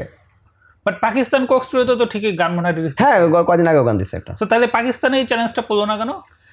না এটা পাকিস্তানের চ্যালেঞ্জ পড়ে নাই আমি কেন, এটা গ্লোবাল অনেক কনটেক্সচুয়াল অনেক কিছু আছে বুঝছো, মানে প্রত্যেকটা দেশের জিও পলিটিক্যাল হিসাব আলাদা, প্রত্যেকটা দেশের লোকজনের এখন হলো যে অপশন অফ দ্য থিংস কি আছে। বাংলাদেশে ধরো মনে করো কোকের এগেনস্টে তো বাংলাদেশের লোকাল কোম্পানি আছে, বাংলাদেশের লোকাল কোম্পানিগুলো তো প্রোডাকশন করতেছে বিভিন্ন ধরনের, এই কোলা সেই কোলা অনেক ধরনের প্রোডাকশন হচ্ছে, তো তারা তো মার্কেট সার্ভ করতে পারতেছে, যেটা হয়তো বা ওইখানে নাই। ওদের এখানে ইনভেস্টমেন্ট, ওদের এখানে গত বছর $176 মিলিয়ন ইনভেস্ট হয়েছে ইয়েতে, গত 2 বছর আগে কোকাকোলা $176 মিলিয়ন ইনভেস্ট করছে, নতুন আরও ফ্যাক্টরি করতেছে। তো এই মুভমেন্টের মধ্যেও তারা এইসব করতেছে। তো মানে হয়তো বা তোমার হাতে তখনই তুমি মানে আন্দোলনে যাবা যখন তোমার হাতে মানে ফাইট করার মতো থাকবে। তো আমাদের তো অস্ত্র আছে, আমাদের দেশীয় কোম্পানিগুলো দাঁড়াচ্ছে, তো তারা তো এটার এগেনস্টে আছে, তো মানে সেটা তো আলাদা জিনিস, এটা তো হইতেই পারে। আচ্ছা, সো যদি কোক স্টুডিও আর কোনো গান রিলিজ না করে তাহলে কি আপনি অবাক হবেন, নাকি আপনি মনে করেন যে এটা 6 মাস 1 বছর পরে কোক স্টুডিও আবার দেখা রিলিজ করবে? I feel like next 3 month will get a song. আচ্ছা, তো ঠিক আছে ভাই, আপনি তো দাঁতের ব্যথা নিয়ে অনেক কথা বলছেন, অনেক কথা হলো, আপনি চা খান, আমি শেষ করি। কেমিস্ট্রি আমি কখনোই খুব একটা লাইক করতাম না ছাত্র জীবনে, আমার এখনও সবসময় ফেভারিট বিষয় হচ্ছে ম্যাথ, ইকোনমিক্স এবং ফিজিক্স। সো তারপরেও যেটা হচ্ছে পিভি ইকুয়ালস টু এনআরটি যে আদর্শ গ্যাস সমীকরণ, এই সমীকরণটা আমি সেই ছোটোবেলায় পড়া সত্ত্বেও সারা জীবন এটা ফলো করি এবং রিয়েল লাইফে এটা ফিল করি যে আদর্শ গ্যাস এটা টেক্সট বুকেই থাকে, এটা ল্যাবরেটরিতেই থাকে, কিন্তু রিয়েল লাইফের সমীকরণ আসলে অন্য অনেক রকম। সো আমাদের যেটা হয়েছে, আমরা একই সাথে যখন করি গালি দিই, আবার সাথে সাথে আমরা সেটা নিয়ে আবার পরক্ষণেই সেটা ভুলে গিয়ে আবার তাকে খাতিরও করি। যেটা হচ্ছে যে আমাদের হচ্ছে দ্বিচারিতা আমাদের এই দিকের মানুষের মধ্যে একটা কমন বৈশিষ্ট্য। সো দ্বিচারিতার কারণে অন্য সব কিছুর মতো কোক স্টুডিও নিয়েও তখন আমাদের নানা ধরনের দ্বিচারিতা প্রকাশিত হয়।